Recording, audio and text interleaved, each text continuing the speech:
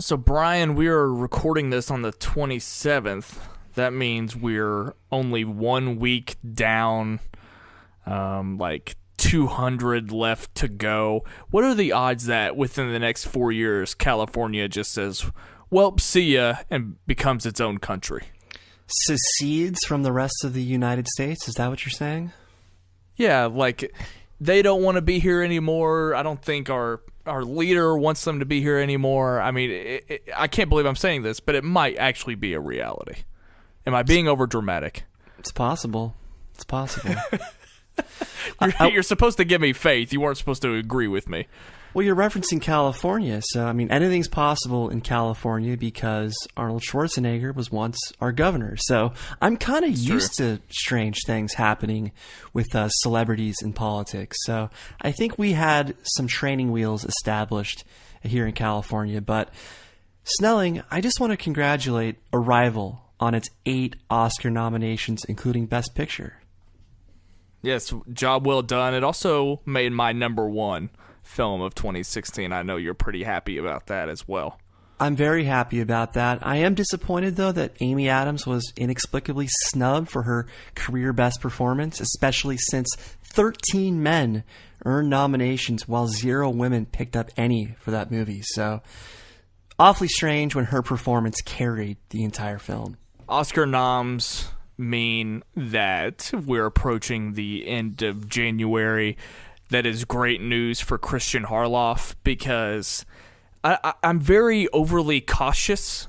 I'm more concerned than ever about Kristian Harloff's well-being, his health, when we're in January, because I feel like he is like an at-risk patient that he's going to explode or harm someone or himself at any moment due to the fact that it's the toilet bowl season at the movie theater.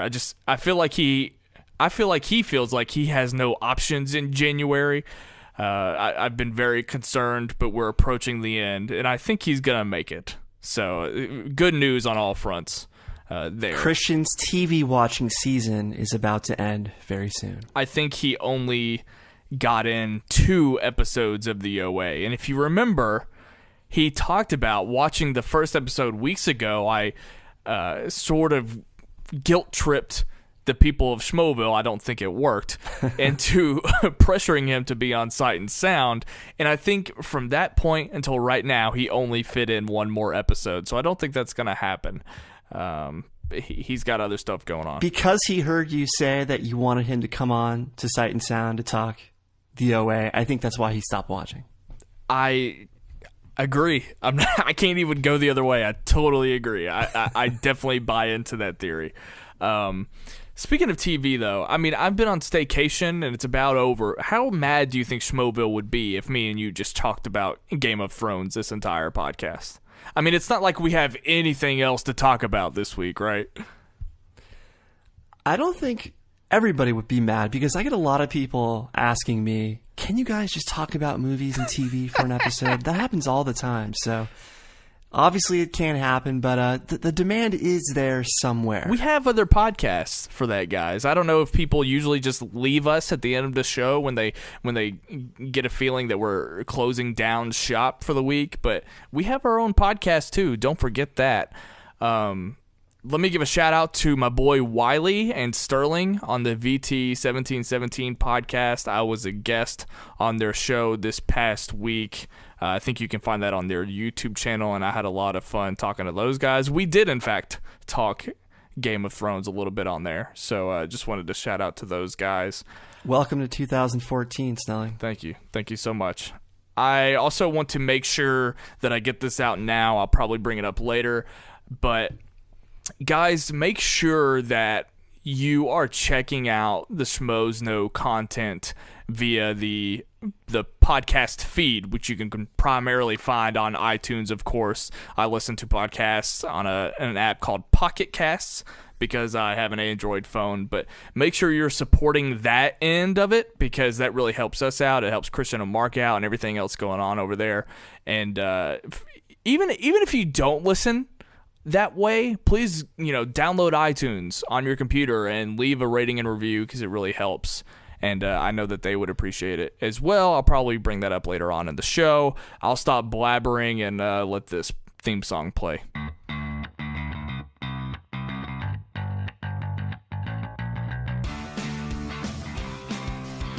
Welcome one and all to the Schmoeville After Show. I am your host, Ryan Snelling. And I'm Brian Davids. And I'm fascinated by the fact that Josh McCouga now crosses one leg while sitting on couches, something he did not do in Phase 5. Did he do it in Phase 4? Phase 4, no. That was Drama 3-4, so did not happen there. Did not happen in Phase 3. He's now going with the European cross.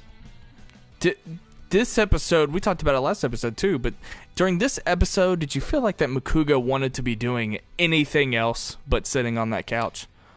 McCouga loves to text during the Schmoes Know Show. He has his brain on so many different things. But no, he's invested. And I mean, granted, he has some issues with certain rules to certain games and whether they're official games versus exhibitions. But I think for the most part, despite his head being in a million places, he wanted to be there. I don't even know if I remember him texting, really. I just remember him being, like, on edge. It was like he hated being asked questions, and he had to yell at Ace. He yelled at Ace, "I am not a hipster." I don't know. I just... This was supposed to be an exhibition. I wanted to give him a back rub. I felt kind of sorry for him. But anyway, we'll be talking about the live show later on. If this is the first time that you have listened to our show, welcome. We're about to recap everything in the world of Collider Video and Schmoes Know. But before we touch on that, let's get some housekeeping out of the way. I've got one. I know you've got some stuff. What do you got?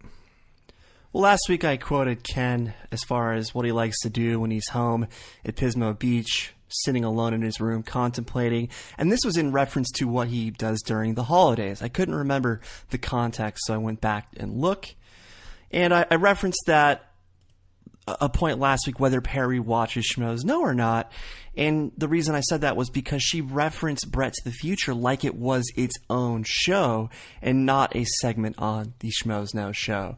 So that was something that I could not recall exactly the context of last week.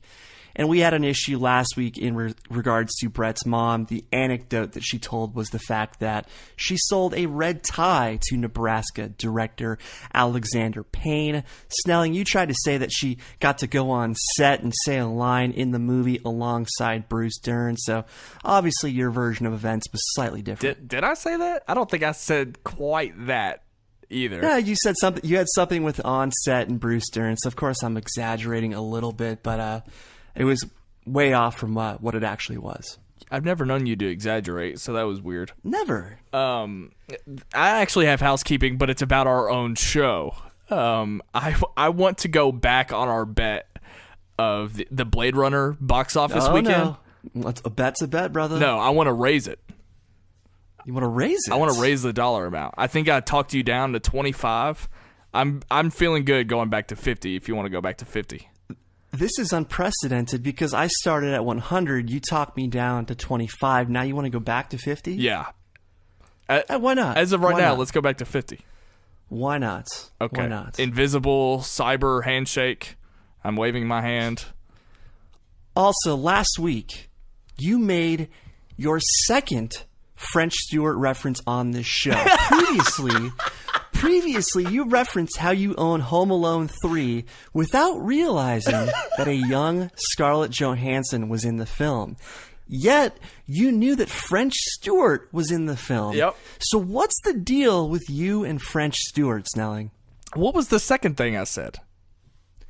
You referenced him again last week. You just made another casual reference to French Stewart, and that was the second time after the Home Alone 3 reference a few weeks ago. Well, let me make a third reference. I also own the Nickelodeon original film, Clock Stoppers, on DVD, where he plays one of the antagonists. Maybe that's what you referenced last week, but I couldn't believe that you made your second French Stewart reference on this show. I know him from Third Rock from the Sun. I think that's where most people are supposed to know him. Yeah, I think so.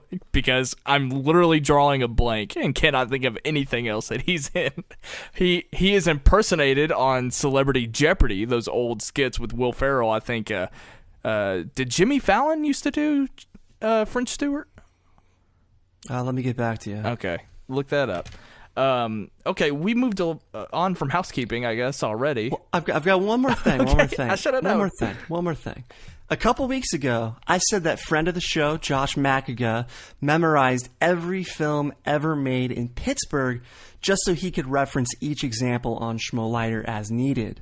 Well, those pesky wangers stole my thought and used it on their episode this week. That's right. Was that the bit that was linked to us by a fan of ours? Yeah, a fan alerted us to it. They said, hey, check out the 8-minute mark, and there it was. There it was. No credit, no asterisk. Noah, Brian Davids, thank you. So, those wangers, once again. I thought it was funny because, I mean, I was chuckling. Obviously, I go to that 8-minute mark, I'm chuckling like, yeah, everybody makes fun of Makuga. And as it went on, you know, they started basically repeating or paraphrasing what you had already said, which... Cobster, I can already tell his fingers are going crazy. He is typing a comment right now. Cobster, I'm not saying you copied, okay? I just thought it was funny, and I knew for a fact that you were going to bring that up. Very, very It's one funny. of those subconscious things. You hear it, it's in the back of your mind. You don't realize that it came from the show because the show kind of absorbs, it sinks inside you what we say on the show, and it just kind of comes out without realizing it. So I get it. Last week, I made the mistake of saying that giving you the Collider portion of the show actually makes it shorter, and you proved me wrong last week because our show ended up being like an hour longer than the one previous to it. But let's get into Collider now. Wait a second. There was no Schmoedown. That's part of it. Week. Yeah, but we didn't talk about the Schmoedown for last an hour. week, so of course it's going to be longer. But we didn't talk about the Schmoedown for an hour. Still, 2 matches adds plenty of time. Come on. Let's see. I'll be watching that clock, Brian. Well, Monday movie talk. Can we start there? I thought you just wanted to talk about Thursday movie talk. No, I got brief notes. I watch all these shows. I got to get my money's worth here. Hey, I did too. I take notes on all these shows. That's debatable. I watched Nightmares this week. That's debatable too. No, it isn't. I watched it. Well, real quick, on Monday's Movie Talk, John Campea was celebrating his 4th favorite team's trip to the Super Bowl, the New England Patriots. Congratulations, John. There is still no breaking news tab, even though there's news breaking on days like Monday. Please, for the love of God, let's get some breaking news tabs in there. And credit to Jeremy Johns for his Air 316 joke in reference to David Ayer, Stone Cold Steve Austin. Was good. Oh, we got to talk about Tuesday Movie Talk because they were up at like the crack of dawn, 7 in the morning for Oscar reactions. Jeremy has not been up this early since first grade Sunday school, I think. I was a little bit worried about him, and I realized that that joke was so bad. God, why did I do that? I don't know. It's fine. Well, actually, no, it's not fine because I know that a fan will now bring that up later on, and it'll haunt you until next week's show when you publicly apologize. But the thing about that, as a fan, I guess I always speak as a fan, but please ensure, Jeremy Johns, that you get the best sleep before appearing on Movie Talk because you were just off. I mean, you were just wonky and all over the place. And I want to make sure that you're taking care of yourself. If you need to bed down earlier than usual, try a valerian root. It comes in a supplement form. Check that out. Maybe some chamomile tea as well, and that should knock you right out, sir. Well, the big news on Tuesday, besides Arrival getting 8 Oscar nominations, was the fact that John Campea continues to troll. Brian. He continues to troll me. I'm convinced he's trolling me with all of his Arrival hate because it was unleashed to a whole new level on this episode. Actually, I disagree. He kind of put the kibosh on it because this is when he finally spoke out and said, look, guys, I actually don't hate the film. I just love busting your all's chops. So maybe it's your problem now that you keep falling for it. See, if you managed to watch Wednesday's Movie Talk, you would know that he was back at it on Wednesday. So once again, debatable. But yes, I swear to you, he's trolling me. I mean, he knows that it upsets me. So, John, I see you. I understand. And look, people, I like Sing Street too, but none of the previous awards had it nominated for Best Picture. Typically the awards that would predict Oscars. So I know it sucks that it's not nominated, but there was no indication that it was even possible. I respect that Jeremy Jahns countered all of John's Arrival hate. He's kind of the voice of all of us who do love the film, so props to Jeremy in that sense. And my favorite moment by far, Campea set up Ellis to remove a film from the Best Picture nominees, and you could tell that Campea was trying to get Ellis to remove Arrival, but instead Ellis chose Hidden Figures and Hacksaw Ridge. So, great moment there. I didn't even know the Hidden Figures came out in time to be eligible for the Oscars. So, that was that was a surprise for me. Because in my theater, it was only like last week when it came out, so... Also, I think you misheard Campea's mea culpa, if you will, because what he did say was, I do think Denis Villeneuve did a great job in the direction. Of course, he didn't say Denis Villeneuve, he mispronounced it, but he did say that he felt it was a well-directed film, and that Villeneuve's nomination was warranted. He just didn't like the film. But yeah, he just said that it's essentially his problem is just that he thinks that it's overrated, which I can kind of say that about Hell or High Water, so... You know, we all have one of those movies, especially in this race. But I mean, he trashed the screenwriter as a joke. So I mean, I get it. I never thought he was actually being vicious. Are you friends with the cast and crew of this film? Like, are you related to any of them? What's it to you, pal? Are you the president of the Taylor Sheridan fan club? Maybe I'm related to Eric Heiserer, the screenwriter, who has won everything so far for this film. But I said Taylor Sheridan. I was thinking of Hell or High Water. My bad. it's an honest mistake, just because Taylor Sheridan just worked with Denis Villeneuve on Sicario. Sure did. So. Okay, moving to Wednesday.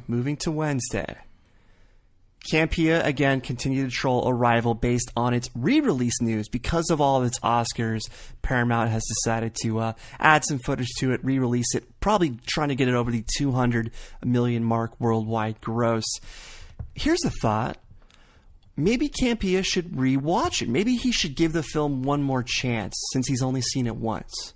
Maybe he should go check it out one more time with this bonus footage. Maybe that will change his mind. You have somehow managed to work in Arrival in every single day of movie talk that you've discussed so far. John Campea worked it into every single day of movie talk because that was his go-to thing on the Tuesday Oscar reactions. So I'm just bringing up fair points. Snelling, are you the kind of guy? Are you the kind of guy who goes back to rewatch a film to see if his mind changes? Are you that kind of movie watcher? I am, yeah. I watched Batman v Superman 3 different times in theaters, hoping that it was a different movie every time I went in to see it. And you were disappointed every time? No, I liked it better the second time, and then I disliked it more again the third time. Do you like the Ultimate Cut Edition thing? No, I don't. People talk about how it's, you know, it's better because you add more layers. No.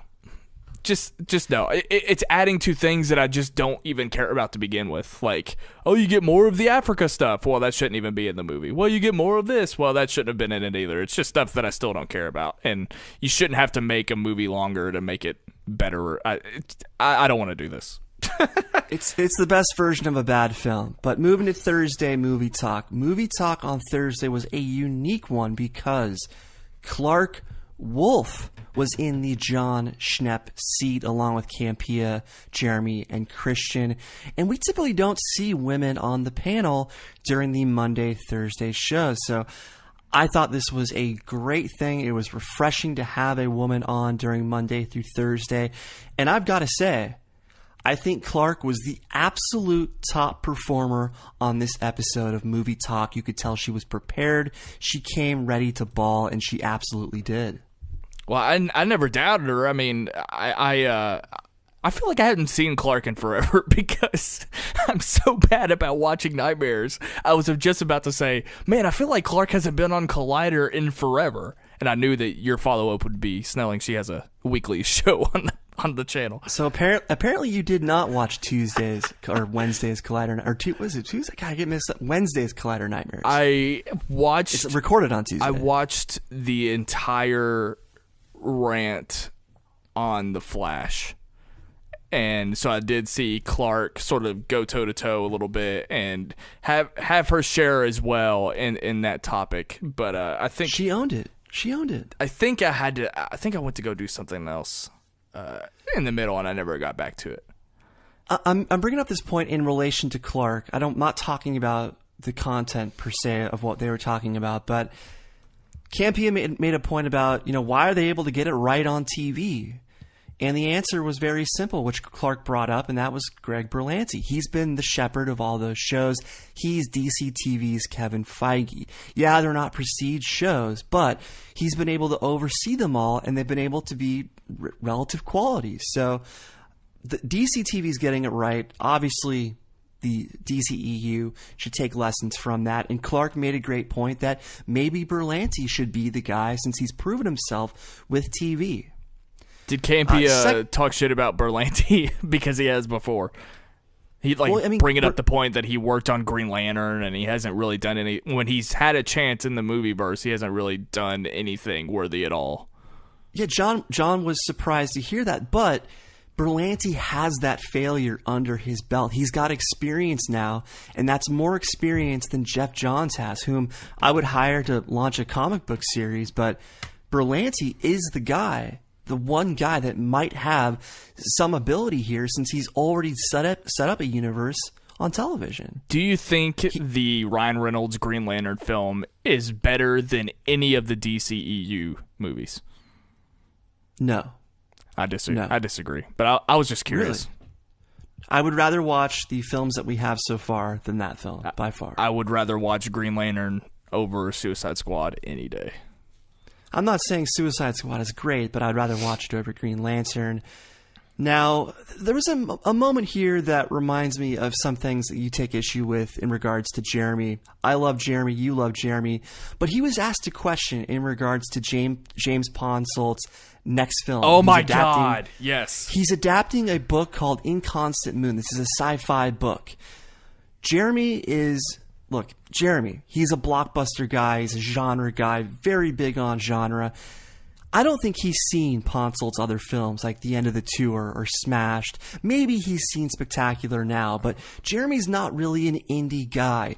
He hasn't seen Manchester yet. He hasn't seen Moonlight. So it's very weird to me that they would even raise this topic and ask him, first of all people, what he thinks of this random sci-fi novel and James Ponsolt adapting it. Clarke might be the person to ask. Kristian might be the person to ask. But I thought it was very strange that they would set up Jeremy for that. I don't know.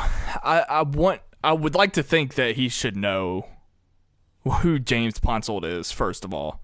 And I took offense to that because I'm such a huge fan of The Spectacular Now. But also, at the same time, don't they have the opportunity to learn about these things in the pre-production meeting when they go over all of this type of stuff, when they take the time to watch all the trailers that will be discussed and watch all the clips?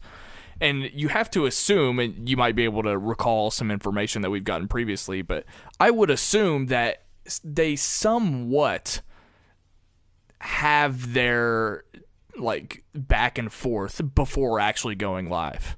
I think that actually happens at the pre-production meeting to make sure that on some level that they all know what they're going to discuss and they all think about it together. But obviously there are exceptions to breaking news, etc. But I would think that he has the time to set up his ideals towards that topic. So I was a little peeved, and I think what you're referencing is that I don't like Jeremy seems to just echo a lot of what the other people say and not really bring forth his own opinion or his own take. Is that what you're referencing? I think that's unfair, though. I think you're generalizing a bit too much based on a couple occasions where you've noticed it. I mean, I purposely looked out for that just because you've noticed it in the past. And like I said, on four-person panels, oftentimes everybody is saying a different version of the same thing because there's only certain ways you can spin the same story. You don't really need 4 different opinions on the supporting character in the Flash film that was cast. So in this case, though, I think he was surprised that he was called first. I think he was very surprised. I don't think he expected to go first. But everybody kind of knows, though, that he's not really the indie guy. Ponsoldt is an indie guy. And I'm not surprised that he stumbled a bit because he has not seen the biggest indies of this year. So we don't know how much time they have before the episode. They probably get there around 9 o'clock. They talk over things. But I don't think they get that much time to research and adjust for breaking news that morning. So you'd like to think that there would be something more to say, but in this case, I'm not going to hold it against Jeremy. Remind me, hasn't Reilly said either on our show or elsewhere that he actually emails out all of the show notes in the morning? So don't they actually get them before arriving at the studio? Well, he sends them to John once he gets them done. He reviews them, and then they have a production meeting once they all get to the studio. So at that point, the crew gets a chance to look over the notes, look up anything as needed, but look, who knows? But either way, you don't go to Jeremy to ask him about an indie project when he's just not the indie guy. So in the future, start with your lead indie person and then work your way around. Fair enough. Is that it for Movie Talk? I didn't catch today's show, Friday's show. I watched Friday Movie Talk. I've been watching Friday Movie Talk a lot lately. Today was Dennis. Today was Roca. Today was Perri. Because you felt and David bad, Griffin. right? I don't feel bad. I'm actually enjoying it more of late for a few reasons. It's a bit looser than all the other Movie Talks Monday through Thursday. Roca goes off on some tangents, so there's some fun moments to be had. Perri's fun to watch. But I was mainly watching for Roca's reaction to Dandy's smack talk on last night's movie fights or cinematic combat. And basically, they were declining his title shot against Dan on that show, on that program. And so I wanted to see his reaction to that. Of course, he went crazy, was throwing his arms and whatnot. So that was why I tuned in this week. Definitely. Yeah, I saw the majority of that unfold on Twitter. I don't know if and when we're gonna talk about that exactly, but I caught most of it there. Yeah, I mean, we can talk about it real quick. Kristian was trying to set up a co-title match since Roca is playing Merle in the Schmoedown for the title on February 17th. He wanted to set up a movie fights, a cinematic combat championship between Merle and Roca before the Schmoedown. And everybody kind of got on Kristian's case. Kristian had everybody in Schmoeville comment to Andy and try to get to make this happen. Andy dismissed it because of Roca's record. So it became a big thing, and it was all in good fun. It was all in good fun. Some fans took it as this real smack talk, and Kristian had to calm everybody down. Yeah. But I like seeing the WCW, WWF rivalry back and forth. I think that stuff's fun. Yeah, that's all I wanted to do, actually, is to bring up. For one, I had a lot of fun reading. That thread was giant the other day between all of those guys. But that was a lot of fun to read. And yeah, I did just want to echo what Kristian posted. He posted in the Schmoeville Facebook group. He posted on Instagram. He pretty much posted it everywhere that people just need to play along. It's not about like actually insulting each other. It's just trying to play up the fun and build things up and get people excited and get people talking, but there's no need to actually be filled with hate and make it a Screen Junkies versus Collider type of thing. That's not really the point. That's not really what they're trying to do. I'm not going to read this off because Kristian made his point and he made the point better than I could. But go read that post if you haven't checked it out yet. It's pretty much everywhere. So, okay, is that it for Movie Talk? That's it for Movie Talk. Okay, so I got several tweets. I know that you probably got several tweets too about this big news that happened involving TV Talk. We found out that Sasha was leaving based on a tweet that she had made. It was sort of indirect from Collider. She made it to a fan. And of course, we were tagged, and it was a shock to us all. Well, to begin the week, I mean, on Monday she was not on TV Talk, and at that point, I remember saying to myself, "Man, I've got a bad feeling about this." I didn't know anything, but I just remember saying, "I've got a bad feeling about this." Since she was not mentioned, her absence wasn't excused. Typically, unexplained absences typically mean bad news. Right. But I did some digging. I placed a few calls. I sent a few DMs.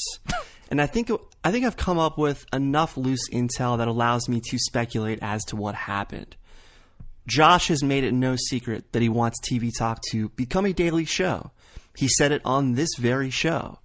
However, given SPR's busy schedule at other channels, it seems to have been mutually decided that TV Talk should bring in someone else who I think has a bit more of a flexible schedule for when the show eventually expands. Obviously, it's the beginning of the year. They're making plans for the year.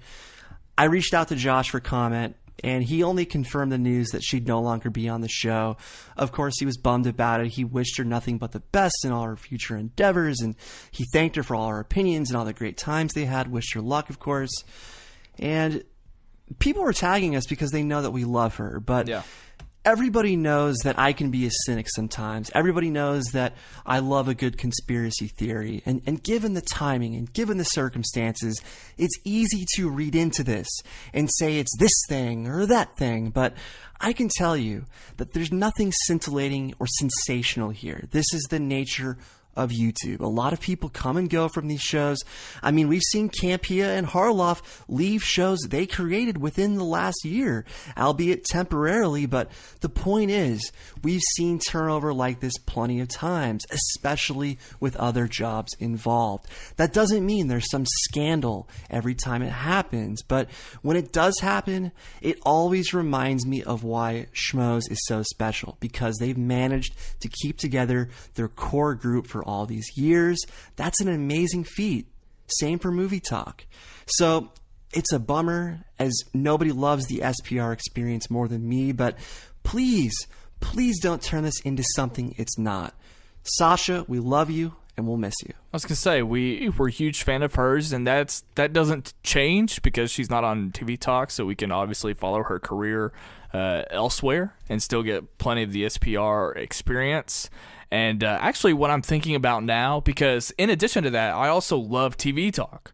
So right now, I'm sort of thinking, like, do they stick with Roxy? Is there any way that she's gonna hang out with them from here on out? I'm curious to see what direction they go. Will they pick Emma Fife back up? So yeah, I think it might be. You're onto something. It might just be the beginning of something new and special for TV Talk. Hopefully, it's the Daily Show. But let's talk real quick about TV Talk, though. Roxy was on, of course. Roxy would be my pick, but whether she can actually do it, given her other commitments, I don't know. But she would be my pick if I was given a choice. Agreed completely.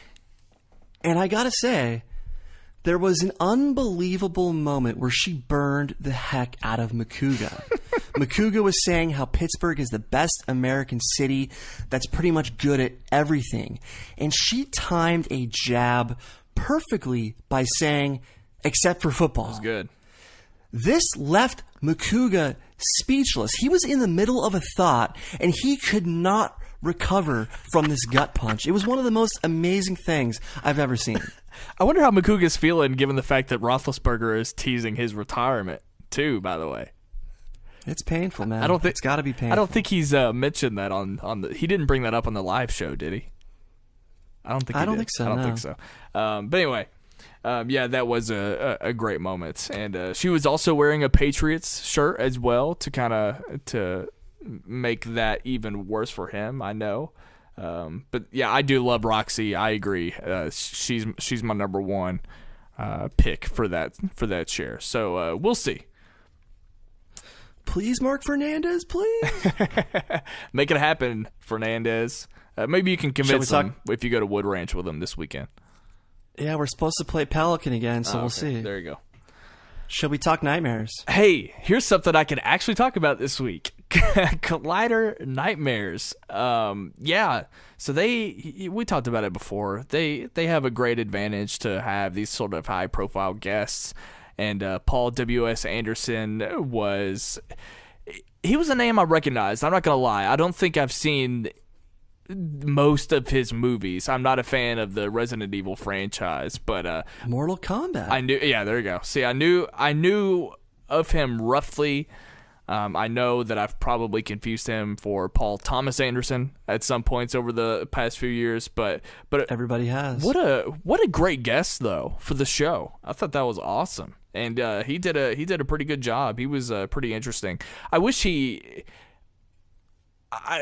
was like just an interview though. Like I would have loved a separate video of them actually interviewing him and talking more about the things that he did through the Alien franchise and stuff. But see, I got to go the other way. I was fascinated by the fact that he chose to stay on for the entire show and just do a typical episode. Oh, it was cool. I mean, he was obviously better than remind me, who's the director of John Hillcutt. I was just thinking that because it just wasn't his thing. But I respect the fact that he was willing to do a typical episode and not just an interview. Oh, I'm saying in addition to. I would have loved a separate video, not just. I'm not saying. Okay. Yeah. Fair enough. But anyway. So, what did you think of the episode? Great episode. John Schnepp was back from his John Peters-related injury. He was fresh off the Pace Pot Pete rant on Heroes, which was hilarious. And last week I said that he may have broken his hand as a reaction to the John Peters snub by THR. And there's some talk going around that he may have broken his foot. So can we give me credit for that, since I was kind of close? I want to know why Copster wouldn't tell me what happened. That's what I want to know. Did you see that in the comment section, that exchange? He just wants to give us a hard time. He's being evasive. He's never going to help us out too much. But he'll help us out just a little. He's the one that extended the olive branch at first and was like, hey, if you guys are curious about something, just ask. That way you're accurate on the show. I asked Copster, what's wrong with He's Schnepp? got a 3-word limit with us. Oh, okay. I asked Copster, what's wrong with Schnepp? And got nothing. And then in the comments section, he said that his priority is the live show. But I'm like, you're full-time. You got to know what's wrong with Schnepp if you're in the Collider studio. It's like, you obviously just chose not to answer me. Well, I believe that he was injured, but also he had a new comic book come out. It's called Slayer. It's a tie-in with the actual band. And I think he was busy prepping for that release. Yes, I saw that he just released an interview on Twitter today. So make sure that you guys support that. Make sure you go check out his new comic on Slayer. I hear that it's very brutal and very interesting, which is obviously very fitting for a band like Slayer. So Schnepp hates us all. You Slayer fans will get the reference. Should we talk Jedi Council? Yeah. The only thing I want to say about it is that I am in the minority. I think I am not at all that fascinated about the conversation and speculation behind the episode 8 title.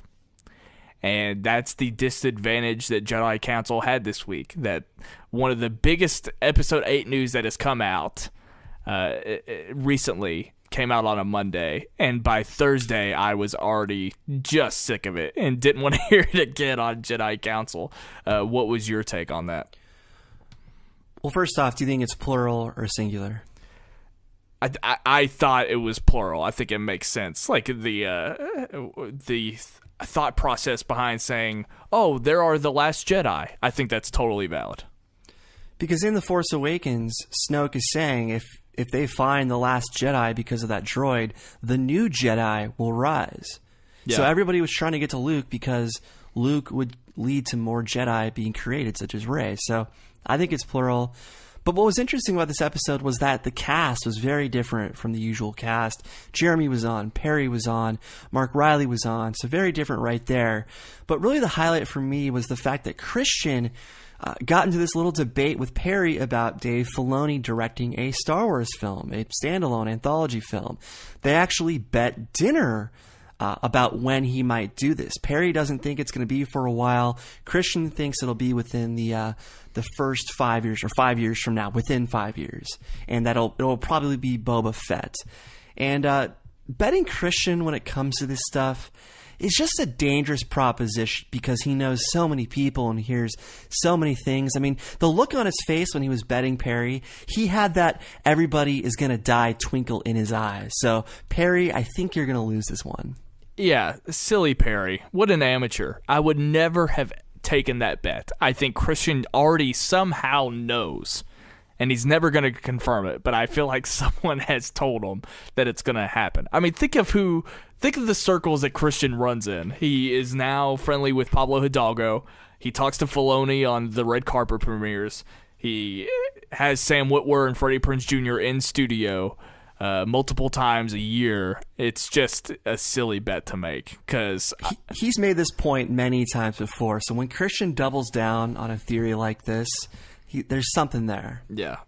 And I'm going to hate to see the smirk on his face when that day does arrive. But hey, I'm hoping for the best because I hope that works out, even though I'm sort of underwhelmed by the idea in general.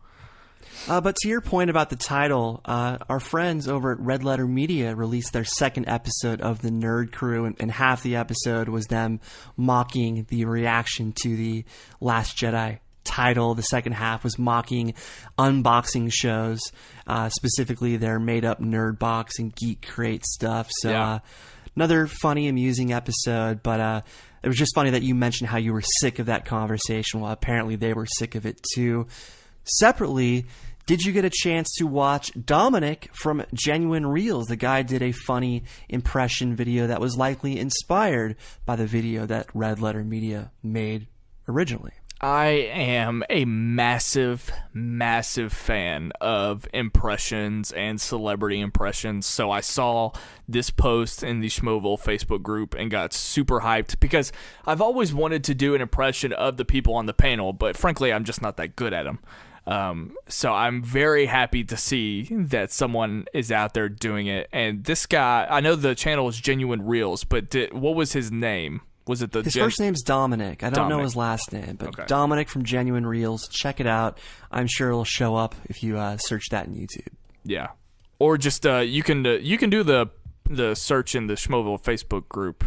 But if you're not a member though, I'm sure it'll come up first thing if you search Genuine Reels. So well done. I think my favorite, by the way, was. I think he's best at doing Mark. I think his worst... Whoa. I thought Harloff was his best by Okay, far. hold on. I'm not done. I'm getting there. Whoa. Hang on here, Snelling. I thought Mark was his best. I thought Schnepp... I want to see him work on Schnepp more. Harloff... Hold on. I got to say something. This guy won me over when he did the Schnepp Campia that I've been doing on this show for 3 months. So as soon as I heard that, I clicked the thumbs up button. You were in. You had me right there. You had me at Campia. What I'm impressed with his Kristian impression is because as I analyze Kristian to try to form my own impression that I will just perform for myself in my room, he's one of the hardest people to impersonate, at least for me, because I'm not able to of pinpoint the things that he does. And I think his execution was great, and he definitely shed a light on that for me. So I'm guilty of actually copying impressions of people instead of actually being able to read celebrities and do it for myself. Right. So, but anyway, I thought that he did a great job regardless, and yeah, great job, and I can't wait to see more. Please do more. Please do more. I thought the consensus was that Harloff was his best, and then Campia, then Mark, then Schnepp. But I mean, either way, you could tell the guy put a lot of thought, a lot of preparation, studied the mannerisms, and look, he had Schnepp's hair, he had a backwards hat for Mark, he had a Yankee hat for Kristian, and he had the square stovepipe hat that Campia likes to wear. So. Great stuff, Dominic. Great job, man. Okay. One more point. Okay. One more point from Nerd Crew. I should have said this sooner. My bad. They exploited the fun movie review stuff that drove me nuts last week. So clearly I am setting trends for Red Letter to follow on the show. Yes, I hear that they're paying close attention to the Schmoeville after show for their takes. Well, I've been saying the for me stuff for a while, how it drives me crazy. Then they did me personally. So the fact that they exploited fun, I think, is clearly another lift for me. So there you go. Are we putting a bow on that? Are we ready to get to the infamous segment we call the mispronunciation of the week? Yes, we are. This week's mispronunciation of the week is the breakout star of The Witch and Split. Her name is commonly mispronounced as Anya Taylor-Joy when it's actually Anya Taylor-Joy. And I've been noticing a lot of people are misunderstanding her character in Split. So if you haven't seen Split, please do. It's incredible. Classic Shyamalan. That is your mispronunciation of the week. Thank you so much. Oh, by the way, for anyone who still has trouble pronouncing Denis Villeneuve, the Oscars nomination video says it perfectly. You can find the link on my Twitter profile at BDF331. I was very impressed that the Oscars went out of their way to have correct pronunciations. So Snelling, in our intro, you referenced California potentially seceding from the United States, and I kind of thought you were joking. But when we just took a break a few minutes ago. People don't know this. They know it now. I actually did some searches, and you were absolutely telling the truth. Apparently, there is some steam for California potentially seceding. So that shows what I know about my own home state. So now I'm terrified. I'm going to go back on something that I've said previously on the show. You want to make it $25 again? No, no. Talk about Dan Le Batard. I feel like that I have a lot in common with Stu Gatz. And for those of you who don't know, Stu Gatz is the co-host of the Dan Le Batard show. He is infamous for not keeping track of his own opinions and kind of being loose. Like the grounds that he bases his opinions on things, they're kind of loose, kind of up in the air. I'm going to do a little bit of that right now. On a previous episode of the Schmoes Know Live show, I took issue when no one at all addressed the presidential nomination back in November, and I was a little disappointed. Understood why people didn't want it, because this is a corner for entertainment. Of all places that exist, that actually should not be. I wanted it to be an exception. I didn't want it to be an all-time thing. My point is, I miss the days when I didn't know shit about politics, because it's only been a week and I have just worn myself out. And I don't know. I miss like a few years ago when I was ignorant to everything and nothing at all mattered to me. But I guess that would also be a little irresponsible too, to sort of ignore everybody else. So I don't know. That's sort of how I feel about it. So what you're saying is all of us who said, no, let's keep it movie talk, let's keep it in-house, you're saying all of us were right after all. No, I think the presidential nomination warranted maybe a quick message, but I'm certainly glad that they don't touch on it week to week. Absolutely. Me too. And people will know that we probably took a break, because now they'll hear me sipping my green tea in the background. Okay. We're going to get into the Schmoedown real quick. I just want to mention right off the top, and then we'll go right into the match. The thumbnails for the Schmoedowns have been so much better. And that's something that we know. We talked about the logo on a previous episode. We talked about the banner in the background that hangs at the post-show interviews. But just the thumbnail themselves look way better. I know that kind of sounds silly to bring up, but I definitely noticed it. And Makuga on his Instagram just posted his thumbnail with Finstock, and not only does it look great, but Makuga is of course texting and not looking concerned at all about the match ahead, and Finstock made me laugh out loud. But anyway, yeah, they kind of rebranded for season 4, so always making improvements. You gotta love it. And I gotta take credit for something, like I always do, and I've been meaning to say this for several weeks now, but I'm glad that I can say that I rid the Schmoedown of multiple answer questions. We have not had one of these in many, many matches. I think they're toast. So of my life's many accomplishments, this accomplishment, ridding the Schmoedown of multiple answer questions, will always hold a special place in my heart. Sorry, I was just thinking about the argument you and Skaliski are going to inevitably have after this episode has posted. I mean, look, I spoke for the people. The people did not like these multiple answer questions, and with the backing of the people, I was able to make a change. I'm awfully proud. Talking about making changes in the Schmoedown, we had another and there was some quick improvisation by Mr. Kristian Harloff. This match that we're speaking to happened on Tuesday. It was the tag match between Tuff Beats versus ETC. What were you going to say?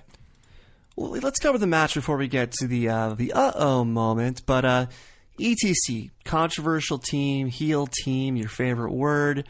I gotta say, Ricky Schroeder was on his game more. He was, quite asleep during the spectacular as they drilled home to us with the great intro that kind of zoomed in and showed him kind of falling asleep during the match. He was so hungover, but he had a great quote about wanting to earn the respect of the elitist movie media in reference to Scott Mann. So I want to give Ricky Schroeder credit for that. Hold on, before you go any further. All right. Yeah. We have not been fans of ETC on this podcast. You have been critical about Ricky Schroeder. I had a theory coming into this recording that you were going to lighten up and actually favor them more than usual. And I was basing it purely on the fact that in their intro interview, they told the Schmoedown Rundown to fuck you. Is that what you're doing right now? I wasn't going to say that specifically, but they did earn some favor in some regard as Ricky Schroeder was more on his game. Like my problem previously, it wasn't necessarily heel stuff, is that I didn't think they were a very good team. Ricky Schroeder is dead weight. I felt Dewberry was better served as a singles player in the Schmoedown. I'm with you, man. But this match kind of reminded me why, they might be good for entertainment value. So, separately, I got to ask you something. Yeah. Did you notice that Ken and Kristian are trying to do Brian Davids, Ryan Snelling type banter while the teams are writing their answers down in round one? It's almost like it's director's commentary on a Blu-ray. It's something new that they've added that wasn't there previously. So I'm surprised they would add another layer of responsibility, though. What do you think? Why wouldn't they? I mean, we've proven ourselves as quality hosts on their podcast feed. True. It was just a matter of time before they took a page out of our book and applied it to what they're doing on there. So talk about taking credit for things that happen on the Schmoedown. It is apparent that they're doing something different. But did you notice this when you were watching? Absolutely. Did you notice there was something weird? I noticed it last week. Yeah. So taking cues from us, I don't blame them. I don't blame them at all. But this might be another reason as to why Kristian might mess things up, because he's got so many things that he's juggling on his plate at one time. At what point does he have too much to juggle? I've been saying for months they need to hire a script supervisor to monitor all the continuity, from the tape delays to the kayfabe to the questions to the points. There's no reason Kristian Harloff should be saddled with everything, especially now that they're doing director's commentary. If I may, Brian, Fine. Kristian, I don't want you to feel like you have to do... You don't have to do us, okay? Because what's going to end up happening... You're just going to end up embarrassing yourself, okay? Because you and Ken, you had your own thing going, and we think you're fantastic just the way you are. You don't have to try to be me and Brian from week to week. So you're going to embarrass yourself if you keep doing it. So just stick to the Kristian and Ken way and not the Snelling and Davids way. And I think you'll do just fine, kid. You'll do just fine. Know your role, as somebody once said. Now, intros. What did you think of the elaborate intro from Tuff Beats, dogs, people dancing, confetti, blah, blah, blah? What did you think? Oh, hilarious. I loved it.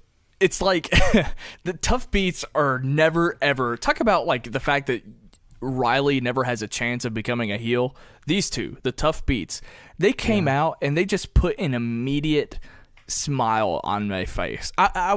Why did I say that? On weird? My face. Immediate my smile. face. Immediate smile on my face. That was strange. Seats taken.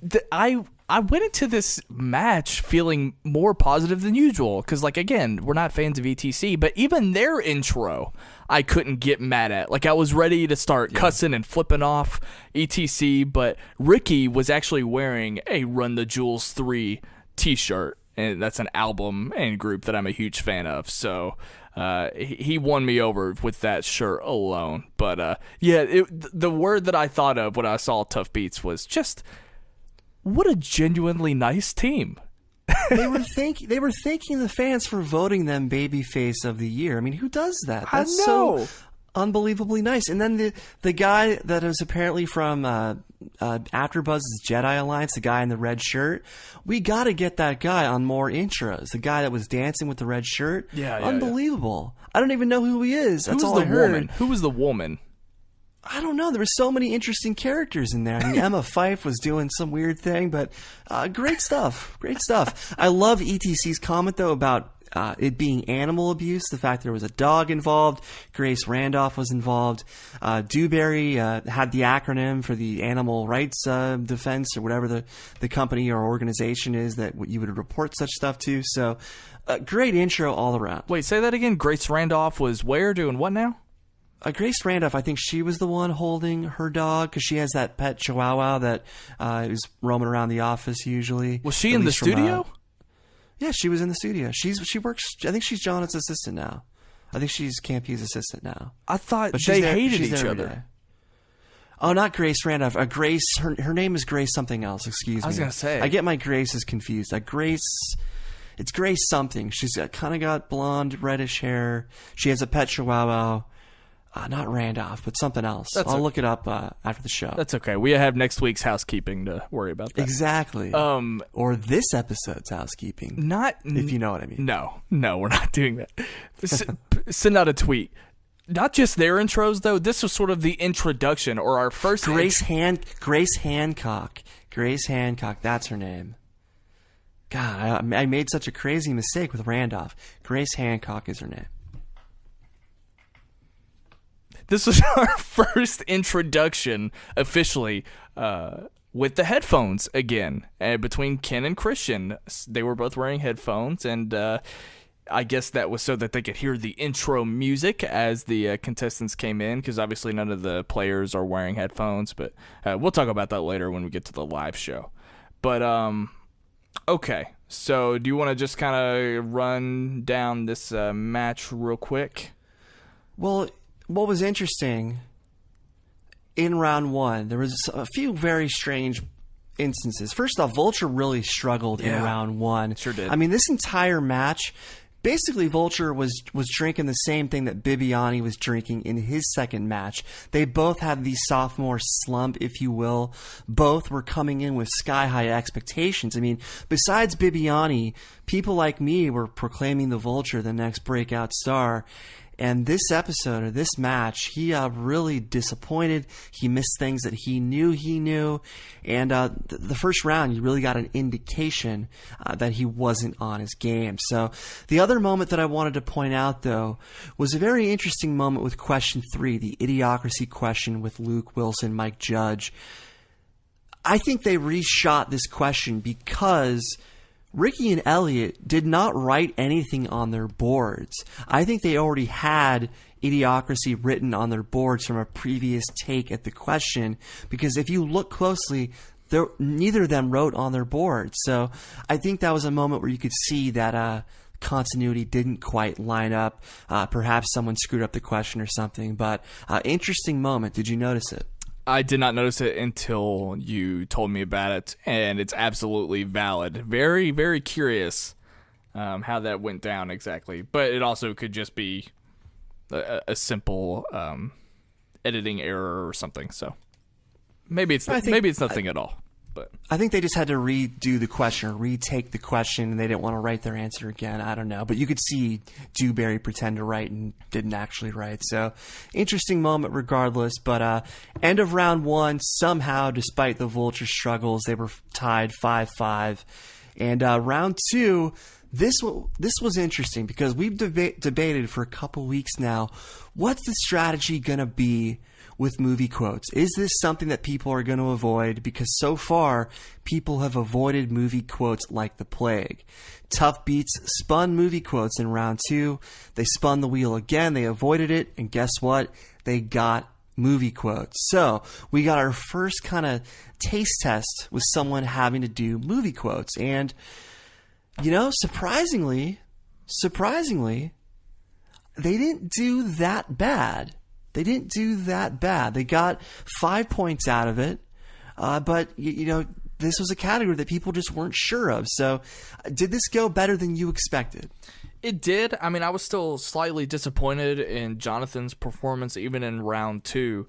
Well, yeah. I mean, he struggled the whole match. But I just can't believe that piece has been landed on like 5 of the last like 6 spins. Because they spun it twice this past week. Both teams spun it last week, and then they spun again. Yeah. I don't know. But nobody has sought it out so far. So clearly this is the new movie release dates. It's not as bad as movie release dates, but it's clearly a category that nobody wants. It's no fun. Nobody wants it. But to answer your original question, the fact that nobody wants it for a reason, yet they did pretty well. So I was surprised, absolutely. You know, because of multiple choice, you're able to kind of educate. You're able to give an educated guess for the most part. You're able to tie some things together in multiple choice because you get the title. So it's not impossible to come out of this looking okay. But the key in round two, the big takeaway here was that Tuff Beats only got 5 questions. Right. I noticed this right away just because I'm noting every question down as I watch. Did you notice this on your first watch? No, because I'm not a psychopath. I'm not the only one who noticed. Come on, that's not fair. Certainly not. I know. I'm just giving. I will take credit, though. I'm the first person who told Kristian about this. So once again, I'm in front. Hold on. Did you verify that? I'm going to have to message Kristian right now and make sure that you were the first person to call him out on it. I give you permission to DM Kristian and ask if I was the first person to make him aware of this issue. And he will say yes. Yes, he was. And he said, I'm investigating it. Thanks for the helpful information. I'm actually going to not do that. I don't want to bother him while he's watching the OA episode 3. But I give you my permission to DM him, though. Oh, thank you. I want the answer. I'm fine with the answer. This is not just speculation. These are the facts that we are seeking right now. ETC spun horror, and they came out of this 8 points. They had a very strong round two. I guess Dewberry's a horror fan. But clearly he's a horror fan. I was going to say, I want to go back to the decision to keep it in general. Because, again, to keep what? To stay on horror. Because I did not know that would be a strength of theirs, obviously. But at the time, I had a flashback. Wasn't this the team... Correct me if I'm wrong. Wasn't this the team that purposefully, or am I mistaking them with Real Rejects? I think it was Real Rejects. Now that I'm thinking of it, it's easy to get them confused. They purposefully sort of like threw the match to make it more competitive. Yeah, that was Real Rejects. That was Real Rejects. Okay, that's what I instantly thought of. I'm like, why would you choose horror when you have Perri? You're looking at Perri Nemiroff across the table. But I mean, obviously, you can't argue with that because it worked out for them. So they're up 13-11, leaving round two. Round three, we started off with Tuff Beats, 1-pointer. Perri gets Morgan Freeman playing Mandela in Invictus. And then Tuff Beats, they're up 13-12. Their 3-pointer. Braveheart, Composer, The Vulture. Come on. This is right in his wheelhouse. Kristian plays this 3 times a week with The Vulture in the office, and he could not get James Horner. He missed it. And then, of course, the 5-pointer, Emilio Estevez's partner in 48 Hours. They didn't get that either. That gave ETC the win at that moment. But then, because of the 5-question round two, we had a very bizarre way to fix this. So why don't you talk about how they decided to fix the round 2 flub? Well, they recorded a separate video, a separate instance, and it was obviously prefaced to today's match between Reilly and Samm Levine. But I had a question about this because I was instantly confused, and you told me that I wasn't the only one that was confused. But the way that it was laid out, they gave them one question, which was, to make up for the missing question from round 2. And from that point, they got it right, by the way. They got it right. Tuff Beats did. From that point on, they went into round 3, and I thought that they were going to play out the entire round. So I was very confused when the match ended without them getting a question. So can you explain that to me and anyone else who might be confused? Pray to God I'm not the only one confused. So if they missed the round 2 question, that would make the result stand because they would not be able to advance to the 3rd round, therefore they lost. So a lot of people thought that if they got the question right, that they would simply replay the 3rd round. Well, in actuality, they honored the existing round 3 questions, including the 1-pointer that Perri got right in regards to Morgan Freeman. So they still counted the Vultures' miss in regards to James Horner and the Braveheart score. They still counted their missed 5-pointer. So they had a 1-point lead over ETC. ETC simply had to get one of their 3-pointers or 5-point questions correct. They got first question correct. They're the winners. So right. It makes sense, but yeah, a lot of people were confused. They thought they would just replay the whole round. But those were the questions that Tuff Beats were going to get. They were going to get Braveheart. They were going to get 48 hours. So it was a very bizarre way. We cannot let this happen again for this very reason. So please get a script supervisor. Kristian, he cannot do 25 things at once. He shouldn't have to do 25 things at once. He's only one man. Even David Copperfield had 25 people helping him out. So let's get Kristian some help. I want to talk to you about the post interviews with Jen Sturger. This was her debut, wasn't it? It was. Indeed it was. Why didn't she bring out the wheel? That is one of a couple of questions that I have. I mean, I love friend of the show, Josh Macaga, but, I mean, you would think that Jen Sturger is there specifically to be the face of all the extracurricular activity on the Schmoedown. I don't know. What I want to say is my gut reaction when they announced, and again, this has nothing to do with her because I didn't know who she was. My gut reaction to them hiring this person was, why would you hire someone for this specific purpose? And I learned that she's a professional in this industry, so it's like, okay, well, let's see how it goes. And I don't really have an opinion on it, other than we have to give her more time, I think, because I feel like we caught her, obviously, like on her first day on the job, and I just kind of felt like it was awkward. She doesn't know the world yet. She doesn't know the lingo yet. She doesn't know all the inside esoteric references. So, I mean, she referred to the Facebook group as the message boards. That was kind of funny. So we've all got to be a bit patient and understanding that she's new to this. And I'm sure she's binging all of the episodes or the recent ones at least to get a feel for what this is. But obviously, she's got a ton of experience, and so far, I think there's certainly potential. But yeah, there's going to be some growing pains when you bring someone that is brand new to this world into it. And it was the ASPCA that Dewberry called out in regards to the animal abuse. He brought that up again in his interview with Sturger. So great stuff from Dewberry. But what was interesting here was that they challenged Wolves of Steel. Mm-hmm. Since Clarke Wolfe only knows horror, that was their quote. So they want Wolves of Steel, but Dewberry challenged Reilly from a singles perspective. So that's an interesting matchup, one that I think could be a very good match.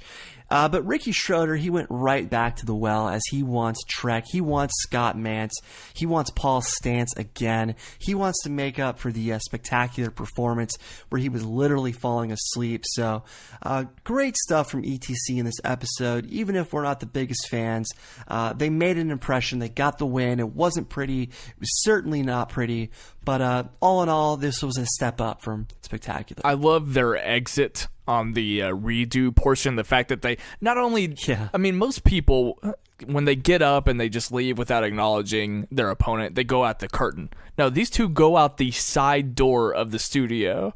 Like, it was, they hated the fact that they had to drive back down to Burbank to do this reshoot, and they were just out of there, and I got a good laugh out of that. So, yeah, that was a very nice touch. And the Vulture, you know, he was frustrated in his post interview. Like I said, he kind of had the Bibbiani sophomore slump. He had a lot of expectations placed on him. I was anointing him as the next big thing. He missed easy questions like Rick Moranis, Braveheart, Ed Norton. But do you think he'll bounce back from this?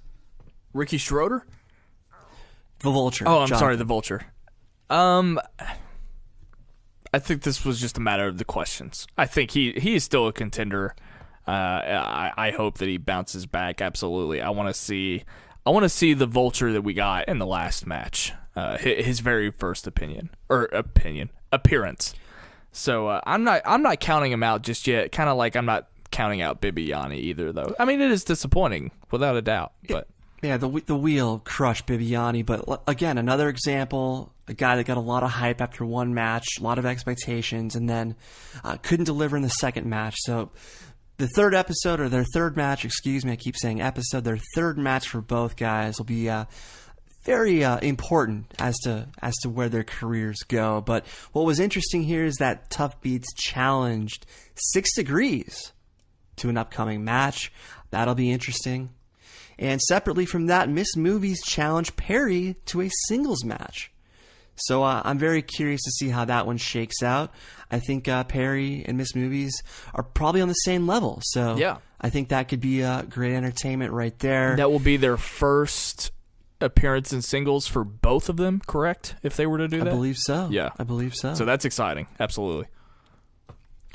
So yeah, I mean, overall, this was one of the strangest matches that we've ever had, given the flub, given the weird non-writing answers, given the debut of the lovely Jen Sturger. So many strange things, but this is the Schmoedown. Anything can happen, and well, in a sudden turn of events, Kristian Harloff must have been listening to the live stream of this episode, as he just announced that Perri has been hired as co-writer of the Schmoedown. She'll also serve as the script supervisor. So I'm glad that Kristian is being a chairman of the people and listening to what the fans, after-show podcasters, and competitors are saying. Of course, I'll be adding a couple more tallies to my victory board. And while we'll talk more about Miss Movies a bit later, she raised a valid point recently, as men and women take away different things from movies. So adding Perri's perspective to the question writing will only improve the greatest YouTube movie game show, while providing some much needed relief for Kristian during Schmoedown tapings, especially with their new director's commentary. What do you think? Kristian, huge credit to you for coming up with this decision all on your own, without any fan help, without any Brian Davids help. You did a fantastic job. Thank you so much for providing this competition and for making great decisions like this entirely on your own. Can't wait to see what do you mean writer? You mean question writer? She's going to be writing questions? She'll be writing questions. She'll be writing questions with Chris Skalinsky. She'll be writing questions alongside Skalinsky, and then being the actual official / continuity expert / script supervisor during the matches. Yes, her and Chris Polanski will be writing all of the questions, and yeah, I'm very excited for that change. Great job. We finished talking about the tag match between Tuff Beats versus ETC. Are you ready to talk about the gentleman's match that was Mark Reilly versus Samm Levine? Sam with 2 M's. I am ready to talk about it. And I gotta say something, Reilly has been coming out as different personas lately. This episode he came out as Mr. Brown, aka Quentin Tarantino from Reservoir Dogs, and he pretended to be directing Sam as he made him out of focus. Hilarious. Obviously Sam worked with Quentin Tarantino on Inglourious Bastards, everybody knows that, so very creative touch by Reilly. Sam responded, "You look like my limo driver," so that was very funny as well. And I gotta say, I think the Superman stuff got a bit old, if you ask me. And as I say that, I'm sure Matthew Kearns is stabbing a Brian Davids voodoo doll, so please don't hurt me. But what do you think of Reilly's latest persona? I was going to say, do you feel pain somewhere? Like, did you get a pin stuck in your... Yeah, there it is. Oh, my arm! Way to go, Kearns. Keep it up. Actually, if you would, make me a copy of that doll. I would love to have one as well. No, you're absolutely right. It was a bit played, the Superman thing, and I love this intro. It was hilarious. I thought it was fantastic. Also, how do you know that it's Mr. Brown? It could be like one of 5 characters in that movie? Why was it Mr. Brown specifically? Quentin Tarantino played Mr. Brown, and since he acted as director with the camera out of focus I put 2 and 2 together, so boom. I was going to say, I wonder if he thought that out entirely and then maybe okay, he probably did. I'll give him the credit. Yes, but it was a great intro. Absolutely.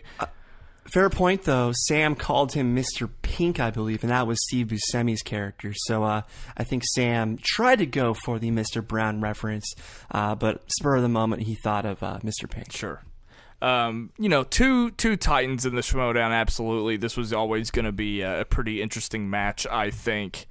Going into round 1, a little disappointed that Reilly apparently despises Just Friends. And I happen to think that's a pretty sweet little movie there. I think it's slightly underrated, especially around the holiday season. Is French Stewart in that as well? Yeah, I don't think so. No, he's not. But just checking. Anna Faris is from the Unqualified podcast. Oh, House Bunny. That's right. How about this piece of information? James Earl Jones once dated Sam's mom. That's incredible, especially when you think about the time that it took place. He said it happened in the 60s, and that is a progressive family, my friends. Fantastic. He could be Sam's father. I am your father. Please tell me you're the first person to come up with that. I'm the first person, man. All right, good. That was great. But end of round 1, though. End of round 1, 7-6. Reilly, he got the Hacksaw Drill Sergeant question correct. Vince Vaughn. No one had seen that movie, surprisingly. But he got the question nonetheless. Competitive back-and-forth battle. I was screaming Memento when they yelled out the Carrie-Anne Moss question. I wanted to ask you about this. So, yeah. Isn't this an example of a question that is accidentally pretty easy? Because the question involved a thriller directed by Christopher Nolan, and don't you only really have 2 or 3 options to consider at that point? Yeah, I guess if you really break it down, but I mean, it's in terms of box office, it's his. I mean, aside from his indie feature following, that was right. I don't even really count that. It's his least popular film. It's a cult classic. Don't get me wrong, but. Most people don't think of Carrie-Anne Moss when they think of Christopher Nolan leading women, leading actresses. So anyone who knows his work will know that, but I can see some people getting stumbled on it. Well, maybe that's not the best example, but I've always I'll be looking out for more questions like that are accidentally easy, where it can only have maybe 1 or 2 actual choices as to what it might be, instead of being such a broad question, that might span an entire filmography of a particular director in any other case. So, I don't know. Did you know Jet Li, Lethal Weapon 4 right away? I did. Okay. Let's see. He spun movie release dates, right? We're going into round 2 now. Oh, I'm sorry. Yodi spin movie release dates. The Jet Li question was round 1. I was just curious. Oh, yeah. I did know that. But going into round 2, Yodi spun release dates, passed, got Steven Spielberg, which you would think would be in his wheelhouse. But he didn't have the greatest of round 2s. He only got 4 out of 8 points. And... man, some tough questions. I mean, what was Tom Hanks' excuse for going to Russia in Bridge of Spies, a recent film? And I cannot believe that neither of them knew what beer E.T. drank. Absolutely. Did you know what beer E.T. drank? I did. I'm a huge fan of not only Spielberg, but E.T. So I knew, just like Mark Ellis, I was kind of rolling around in my grave at that. Well, we're not dead. I don't know why I said that. See, this is when Mark Ellis reaction videos, the pride of Ashburn, this is when reaction videos from him would be so helpful, because I'm sure he was going absolute nutso when he heard neither of them get that question right. Well, I don't want to make you jealous because I know you're jealous of the Snellis movement between me and Mark, but I don't think he was watching the Schmoedown. He was watching The Librarians starring Noah Wyle and Bob Newhart after his Tempe set the other night. So I don't know if he had seen the match yet. He probably got a secure link like we sometimes get. Sometimes we got it once, but hey, I'm gonna use it.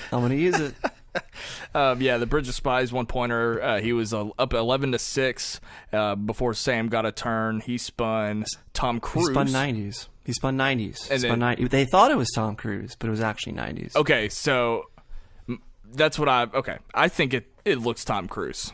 I paused it. You did and some looked. Investigative work. I paused it, and it looked to me like Tom Cruise. Inspector Snelling. Yeah, I mean, are you saying that you thought it was 90s? I didn't do any investigative work. I just trusted friend of the show, Josh Makiga, on what his expert opinion was. I still think it's Tom Cruise. And maybe it was just the angle of the camera. Maybe it's slightly altered to where it looked like it was. Oh, wait a second. You love Tom Cruise, so you were projecting how you wanted it to be Tom Cruise. That's why you're saying it's Tom Cruise. I mean, you're absolutely right. I would have loved a Tom Cruise round of questions, but I stopped the match, went back, and paused it. And I kind of think Makuga messed that up. But again, it might be the camera angle. Maybe it's slightly altered to where I might favor that. But anyway.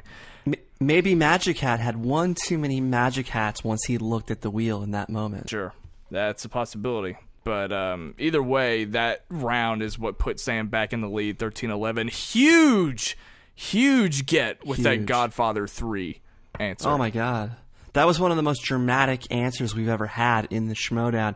I mean, he had 7 out of 8 potential points in this round. Did you know the foot rub question in Pulp Fiction? I know that you've had some issues with that film recently as far as knowing the ins and outs of it. So did you know that answer? I did not. Okay. Somebody needs to brush up on their Pulp Fiction. I've only seen that movie once, and oh, Jesus. It's good. Oh, Jesus. It's good. When did you watch it specifically? 3 years ago, 4 years ago, No, 5 years ago? How old were you? It was within the last year or so. You know, I saw it in theaters when it first came out. Jesus I was maybe Christ. 11 or 12. I was maybe 11 or 12. I think it came out, somewhere around there.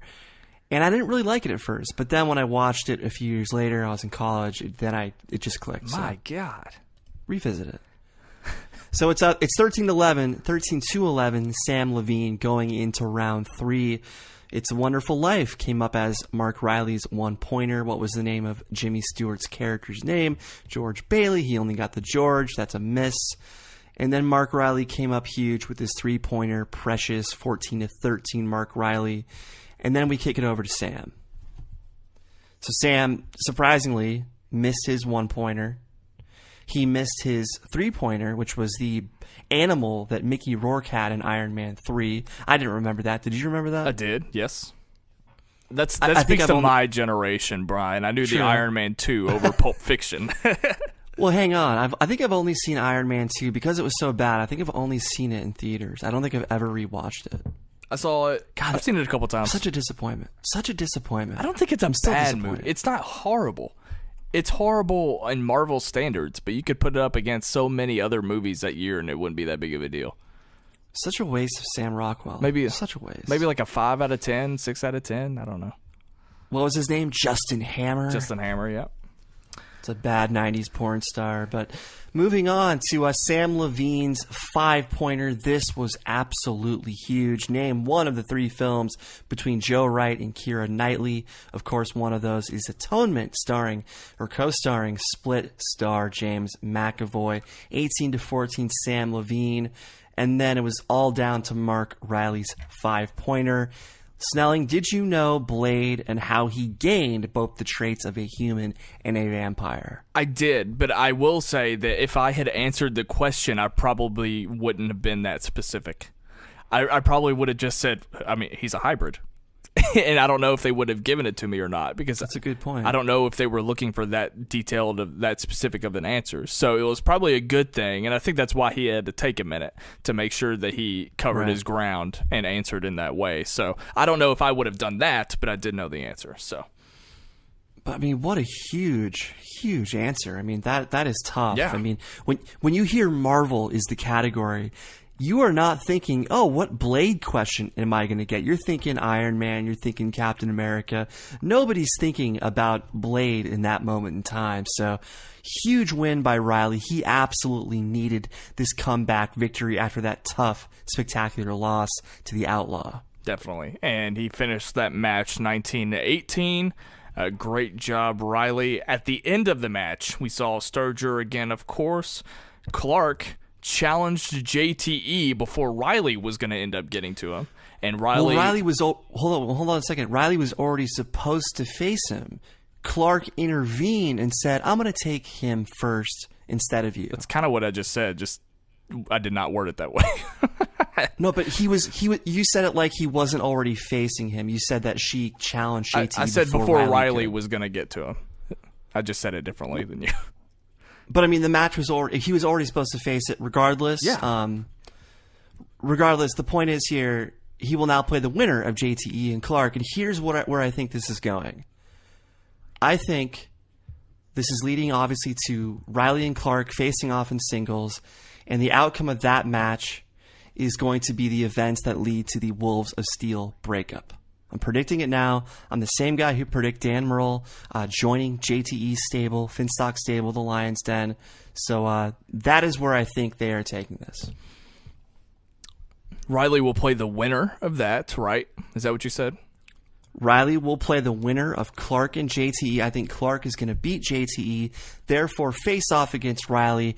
One of them will lose against each other, and that's going to spawn the Wolves of Steel breakup kayfabe. Because a lot of people have been speculating for a while that Wolves of Steel could be on the verge of breakup. They've been struggling, and I don't know. I for some reason, the fact that they had to change Reilly's match with JTE to Clarke puts them on a collision course, and I think this is how the Wolves of Steel breakup is going to happen. Speaking of breaking up, we also have the Wangers and Real Rejects facing off next week, and the loser of that match has to split up as a team, because I think they're both 0-2, I think.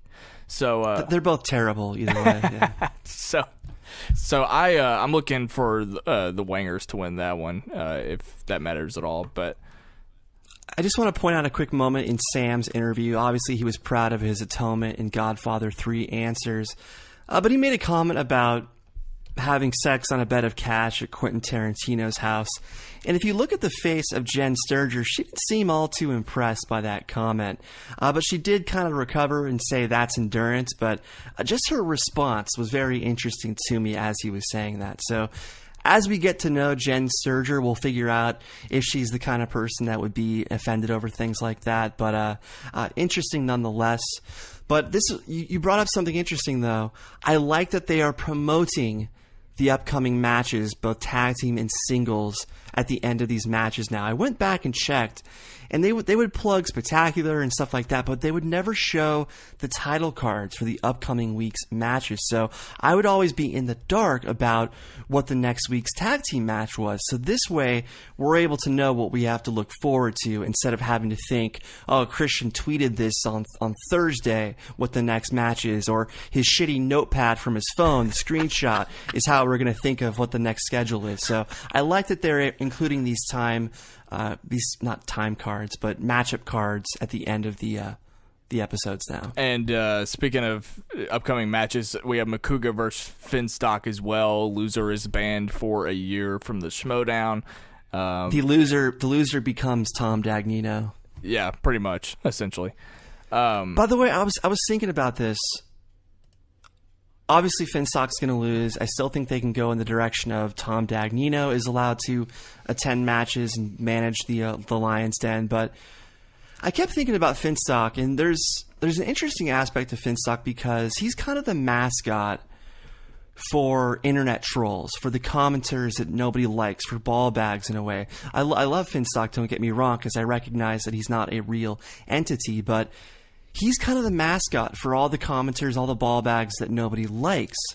I feel like they might be losing something by not having him around because they can use him as a proxy for all the commenters that nobody likes. They can kind of pick on him and use him to prove a point how you should not behave.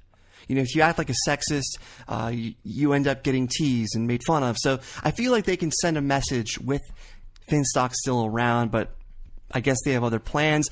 Maybe, just maybe, they're going to bring him back as a reformed Finstock, and that way it sends a message to the commenters. This is how you should behave. If Finstock could reform his ways, maybe you should too.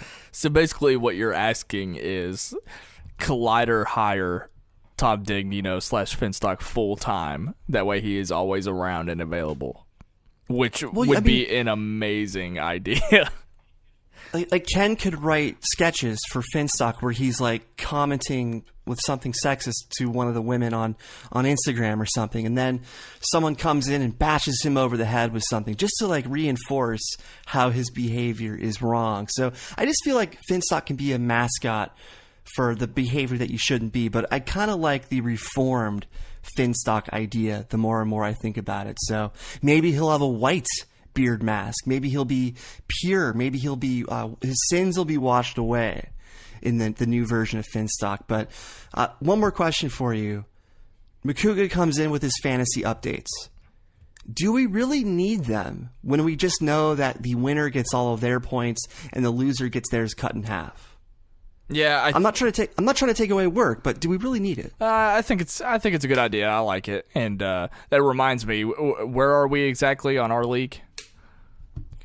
It's in the works. I got some people working on it right now. Okay, whatever you say.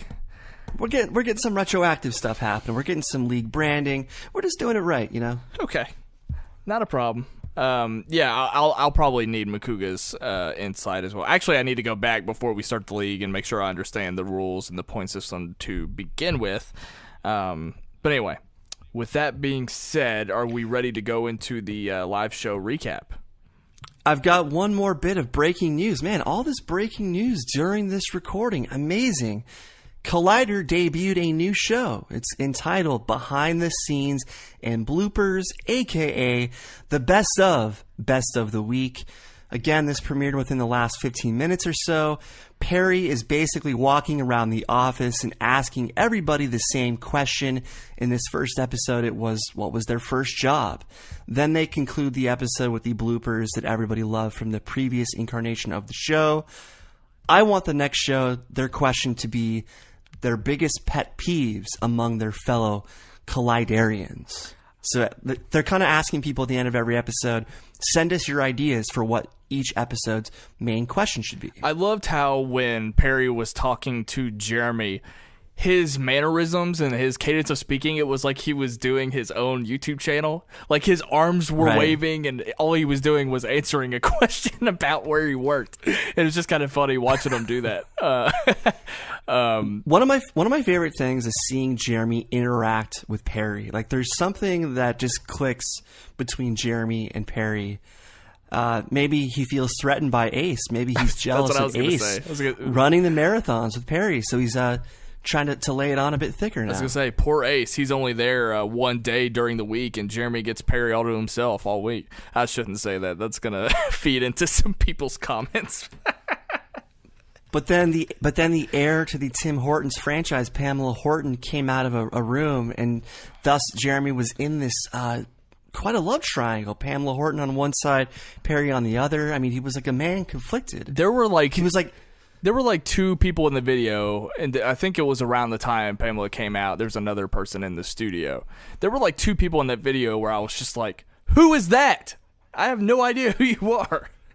Oh, by the way, in that video, Grace, not Randolph Hancock, was in the video. She was being interviewed. So further clarity on who that is, as she was part of the Tuff Beats intro. I think she was holding her chihuahua at the time.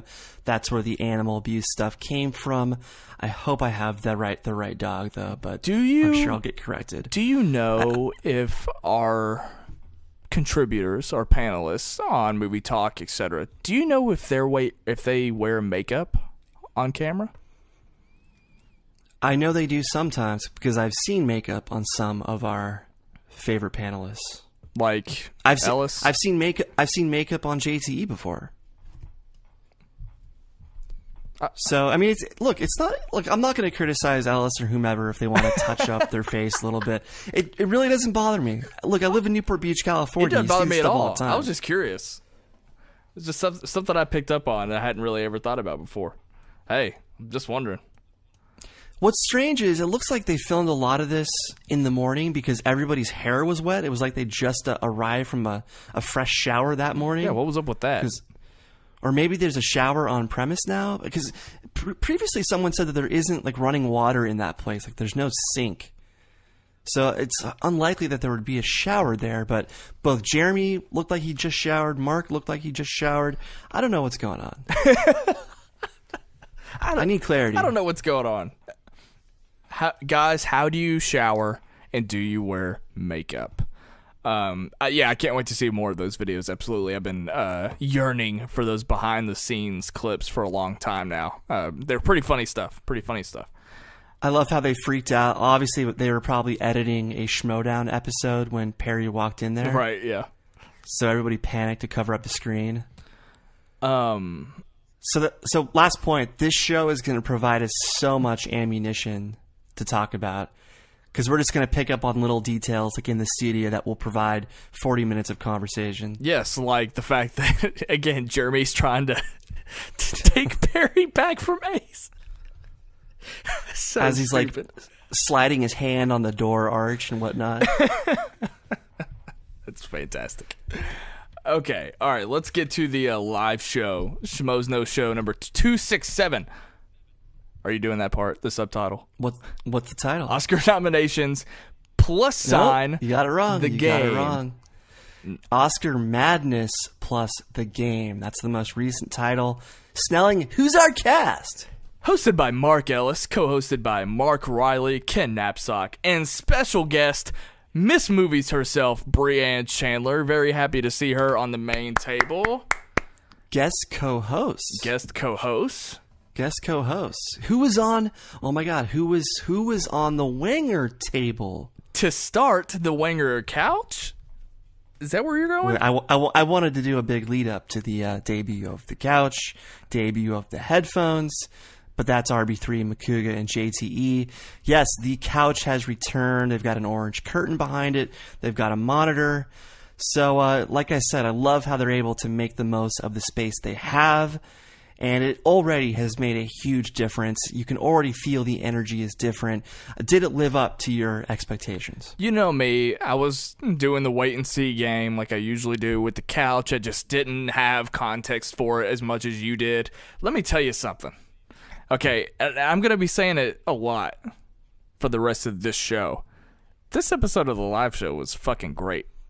Yes, it was. And yes, it was. That couch, the way they set up with the curtain and the TV behind them and that couch, it's awesome. Yeah. That dynamic was just somehow instantly different. You know that the people at the main table are much more comfortable talking to people on the couch instead of looking across the room at the winger table. I mean, everything... Well, they can see them now. They can look at them in the eye. They could not look at them in the eye before. They had to look at them through the monitor. So now they can actually make eye contact. That leads to natural energy, not disconnected energy. I'm big on that stuff. So the only thing I would nitpick is the fact that if you want to introduce someone like Samm Levine, then it exposes how the arrangement is, and it kind of breaks up the look of the show because you could see where everything was in that perspective as he was introduced. So I'm sure they'll find a way to introduce people without showing how the set is actually aligned within Movie Talk set. And also they had the new setup even at the soundboard, like the engineer table in the back, and you could see all of them. I finally remembered that Beardo is actually a part of the crew, finally. We have evidence now, and we don't just have a mention of his name, which is exciting. I don't mind seeing cops here on the producer cam to give updates on giveaways. I'm not sure how I feel about seeing Beardo smiling every 5 seconds and looking at the camera so that he can see himself as he's smiling. But for now, I'll reserve judgment. I hope they get some lighting back there, though, just because I'm sure JTE and Robert had some great reactions, but we couldn't really see them in the dark. So I'm sure they'll do something to liven it or lighten it up back there. Yes, good to see those guys as well. I had in my notes just Beardo exists. That was part of one of my notes. What did you think about... Oh, hold on. Let me throw this out there, by the way. Makuga and Ellis will appreciate this more than anybody.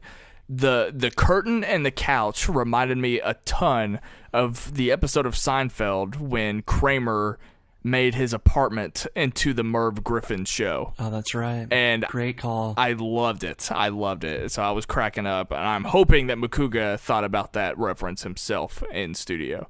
I could have sworn Makuga said that is what inspired him to make his apartment set the Josh Makuga show set. It makes sense. I could have sworn that's what inspired it. But what a great origin story for Makuga. Exactly right. I just want to clarify, this was Miss Movie's first time as a guest co-host on the show.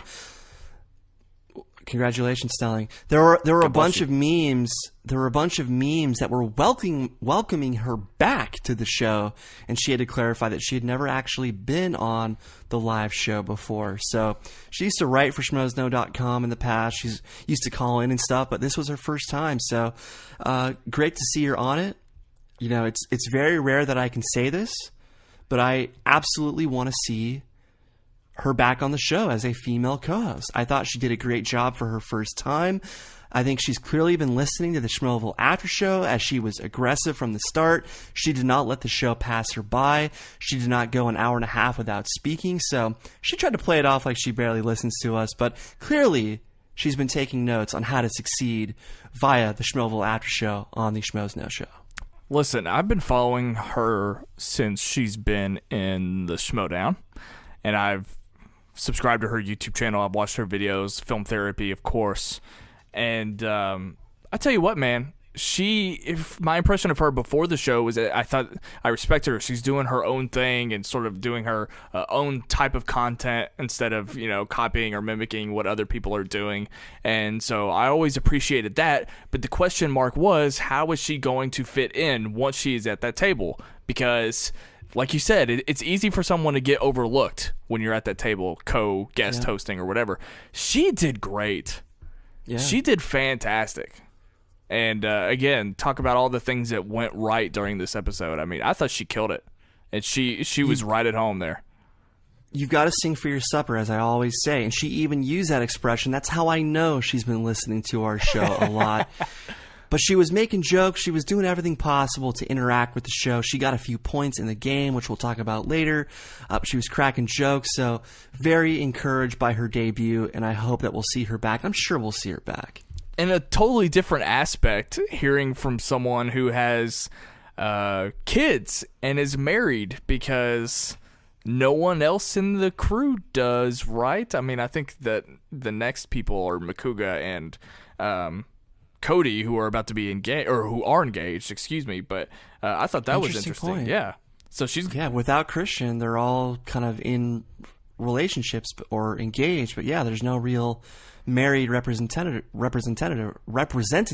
right now. So she's going to bring her own interesting, fresh perspective to the entire group. So do you like the camera angle for the couch? I know I'm jumping around, but do you feel like it could be raised up slightly? Do you think they'll play around with it a bit? Are you settled on it? Do you like it? Well, if I was directing the show, and I actually started out like I was taking a shot at somebody. I'm not taking a shot. I'm just saying No, of course not. Just curious. What I would do is I would actually bring the camera down a little bit and bring them up to the top of the frame a little bit. Like they were too low for me. So, but anyway, that's nothing. We didn't have to go over that. What did you think about, speaking of Beardo and all the behind-the-scenes stuff, people were talking about it in the Facebook group.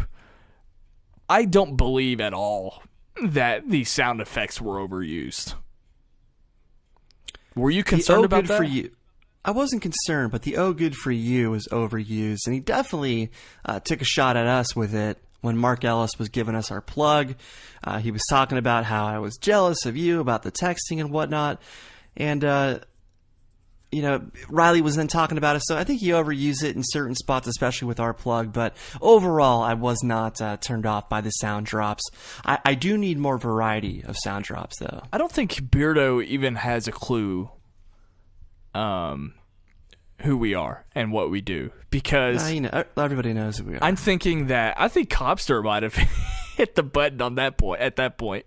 But when I called into the Wanger show, they had to explain to him who I was at the time. So I thought that was pretty funny. Well, he was probably brand new at that point, but look, he loves Stern. He's a big Fred Norris fan, I'm sure, and that's why he does all the soundboard stuff, because he wants to be like Fred. But speaking of Ellis, he gave us a very nice plug. Again, Ashburn's favorite son sent me a DM during the show, and he said, listen to this show to find out what that DM image was.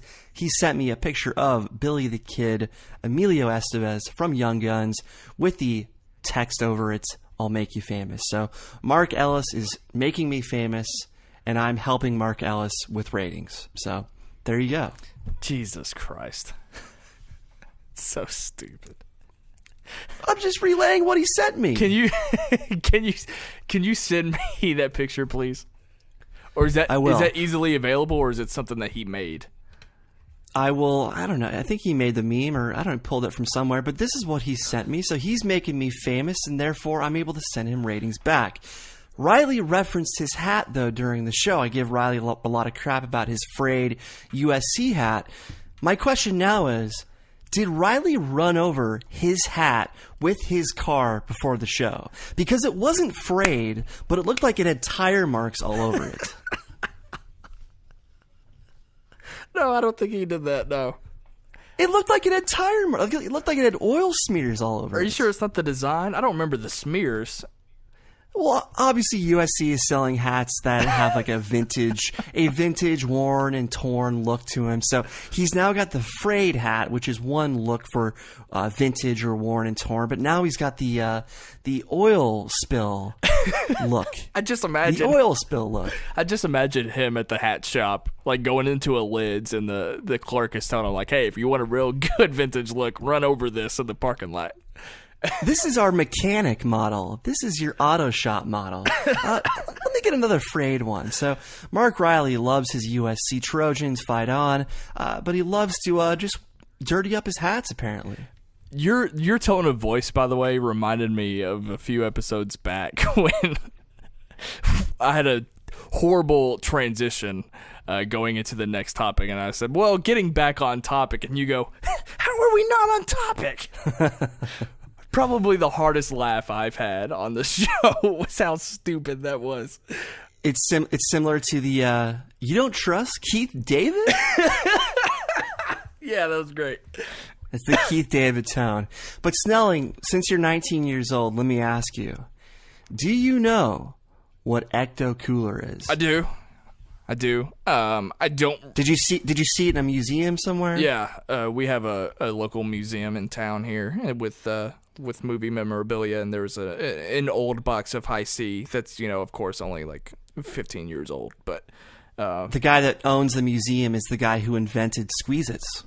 It also has a picture of everyone who is famous from my hometown, which Johnny Depp is from my hometown. He's from your hometown? He lived here. I don't know if he was born here, but he lived here and was raised here for a little bit, actually.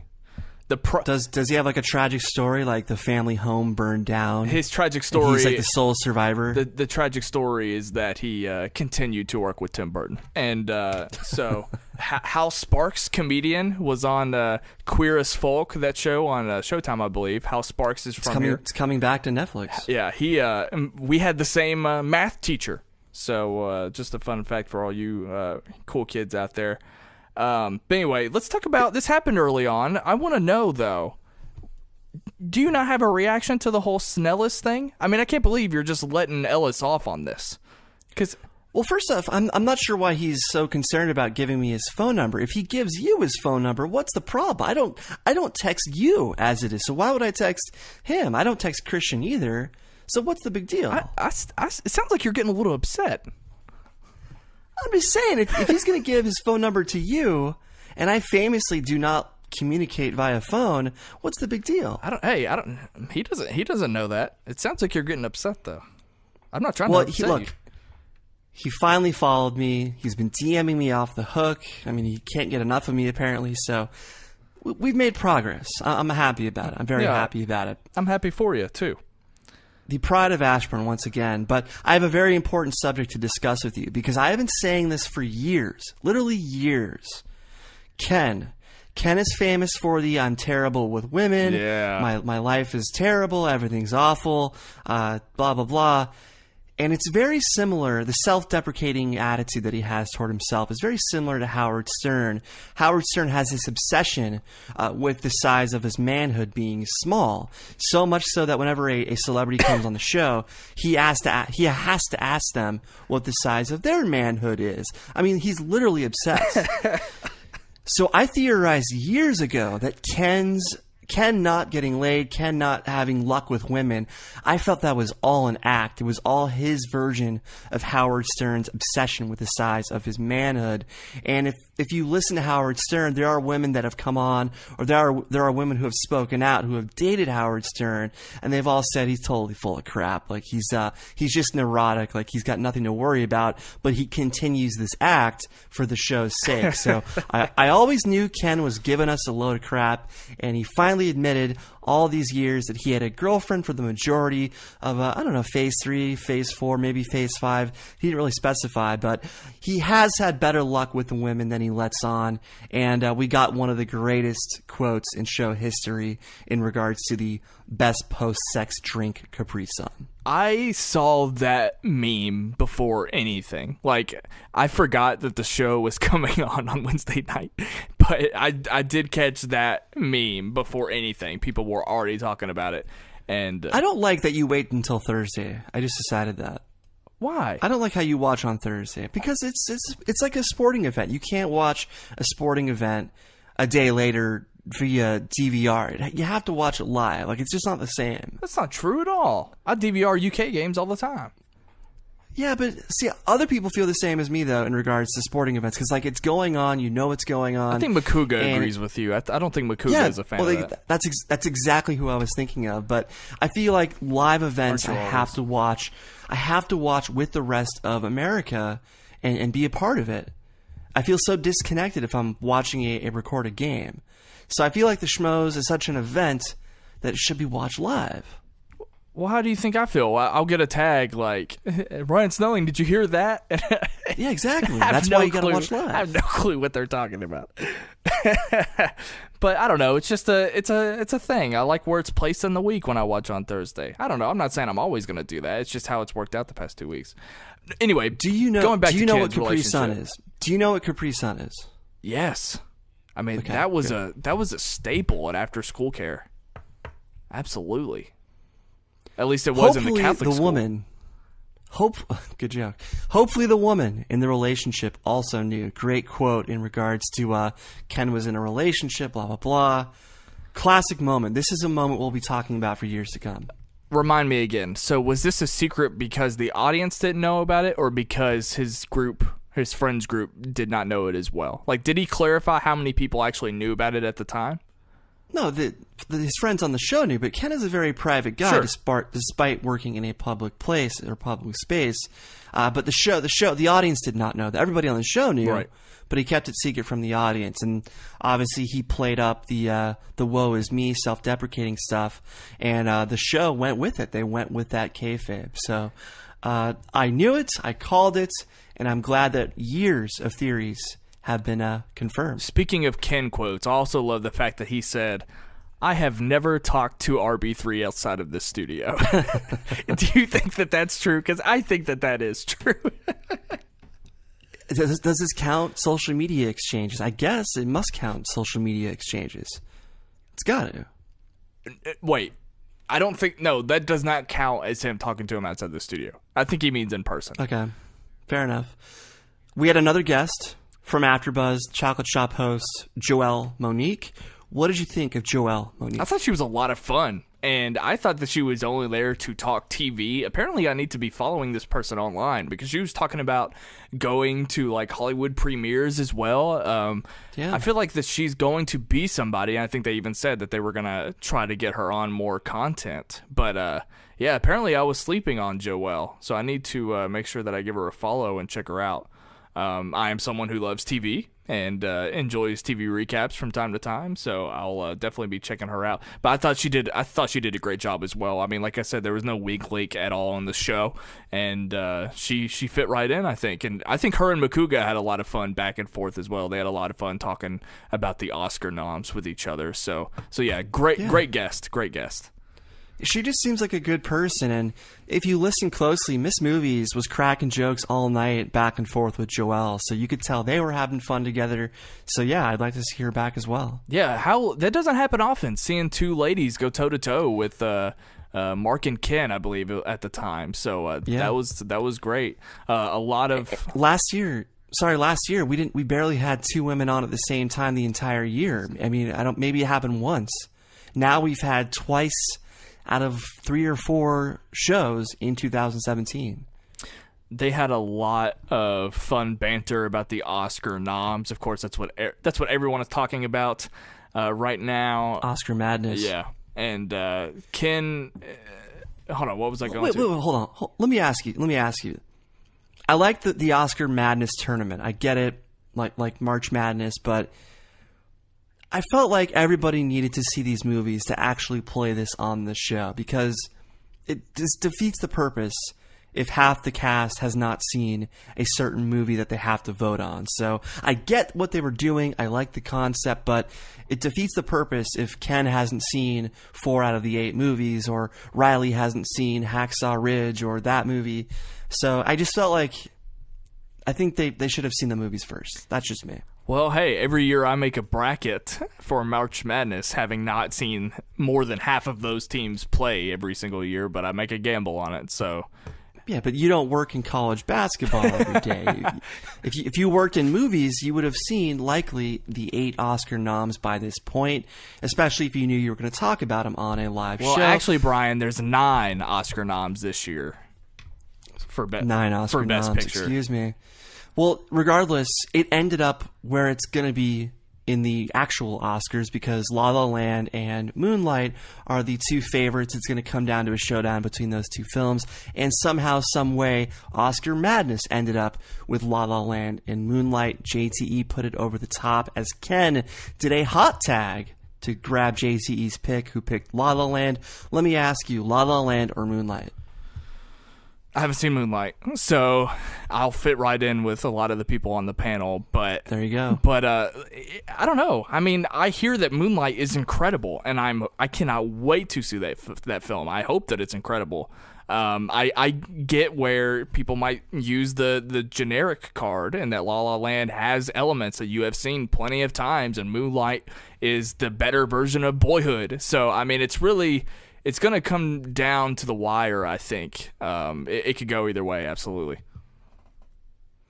Yeah, I don't like the La La Land criticism, just because the references that La La Land makes are films that most of us have not seen. And if we're going to play that card, then we're going to give Tarantino crap for paying homage to his films like crazy in so many of his works. So you could play the same card with Tarantino as you could with Chazelle and La La Land, but look, it introduces these things in a new way to a new generation. That's why it was successful. That's why La La Land would be my pick. I like Moonlight, but I like Part 1, Chapter 1, more than the other 2 by a significant amount.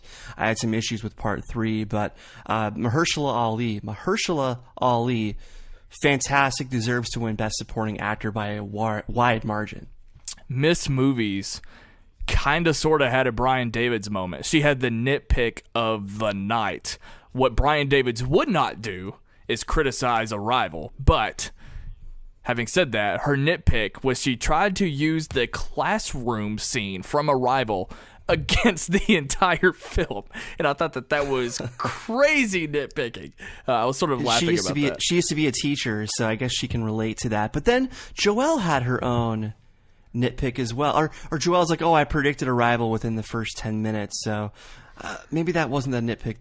Joelle had her own nitpick that was pretty insane, but I feel like the people that say, "Oh, I predicted Arrival within the first 10 minutes," I feel like those are the people, at least from whom I've talked to, those are the people who heard there was something to look out for, and therefore they were watching for it or waiting for it. No, I know someone that just kind of went in blindly, didn't know anything about it, and okay, felt the you same disprove way. me. Fine. Disprove me. But at the same time, though, it's like I think they even mentioned how Joelle isn't able to kind of turn her brain off when she watches films, and that's something that I try to do as hard as I can. But I don't think, I'm also not the type of person that thinks if you called the twist that makes the movie any worse. Like, I know it kind of degrades the entire experience, but I don't think I would ever count that against the film unless the entire film was like generic as hell and just did a horrible job of hiding it. You know what I mean?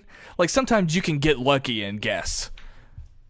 So the reveal took a great film to epic heights. It made it even better. So I purposely steered clear of all conversation before I saw it, just because I wanted to protect the experience. And the majority of the time, if you go in blind, you're not going to spoil things in your head. Sure. The majority of the time for me, when I hear be on the lookout for something, then I figure it out because I'm on edge about it. But credit to Miss Movies. I thought she made a great point about Manchester being a very accurate depiction of depression, various forms of depression.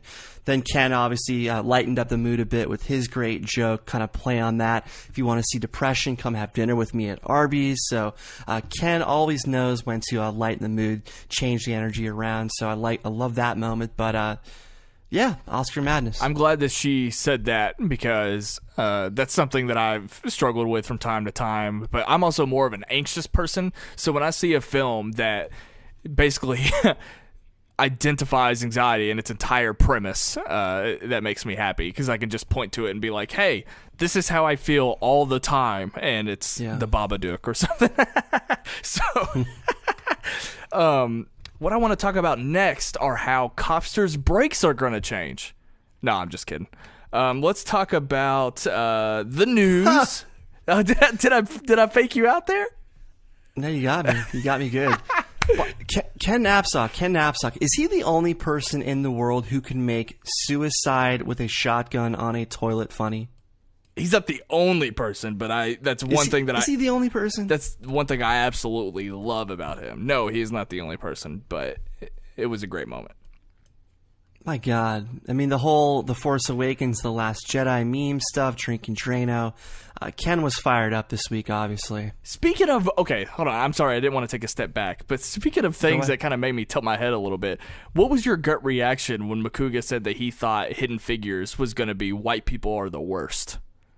Oh, I had that point written down, too. He's like, I thought this was going to be another white people are the worst movies. And it was, someone then said, well, it's not exactly depicting them as, like, the best, but interesting. Makuga always has interesting commentary on movies, and he was spoiling stuff all night, too. Like, he spoiled La La Land. He was spoiling stuff left and right. I've never done this before, at least in a long time. I was watching the YouTube live chat. For the most part, a pleasant experience, but then a couple ball bags reemerge who tend to reemerge for some reason. So I had to tune out. But they were going crazy because Makuga was spoiling stuff. So, yeah, Makuga was letting loose last night. So if you have not seen a lot of the Oscar films, you might want to be careful during that segment. Yeah. But going back to the news real quick, I love the mention of the fact that Ken gets all these memes that are placing the latest Star Wars trilogy titles together to make... As I just mentioned. Oh, did you say that? As I just mentioned. Jesus Christ. Did you really just say fine. that? It's fine. Yeah, I said The Force Awakens, The Last Jedi. I love that he was playing on that with the Drano, and Ken was fired up. That was what I was saying. But anyway, okay, next I want to talk about Copster's brakes. No.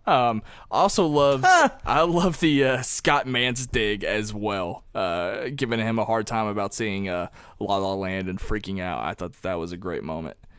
What happens after that? It's funny. I love the fact that the Schmoeville Facebook group continues to post anytime Scott Mance has a positive comment or quote on a Blu-ray. Like, he's become the Ben Lyons of the new generation, because Ben Lyons used to get criticism back in the day for always catering or pandering in terms of his quotes being so Rotten Tomatoes friendly. And I'm not saying Scott Mantz is doing that, but he always has these great quotes that end up being marketed, whether it's trailers or Blu-rays. So it's become like this Baba Booey type sensation for Schmoeville Facebook group, like Baba Booey is for Howard Stern, where his name just pops up in all these places and they have to point it out, just like fans of Howard Stern have to point out every time Baba Booey is mentioned, or hit him with the high and stuff like that. So we've got our own external esoteric references in regards to Schmoes Know, and I love it. I know you don't have Instagram, so I'm going to send you a link. He posted a picture today, Mantz did, about some Hollywood memorabilia that he had in his room. And, well, the point of the picture was to put, I think all of his press passes are going around the neck of a Captain Kirk cutout board. Yeah. And behind it is the movie poster to JJ's original Star Trek, and it has apparently been, from the look of it, signed, but at least all of the cast and main crew.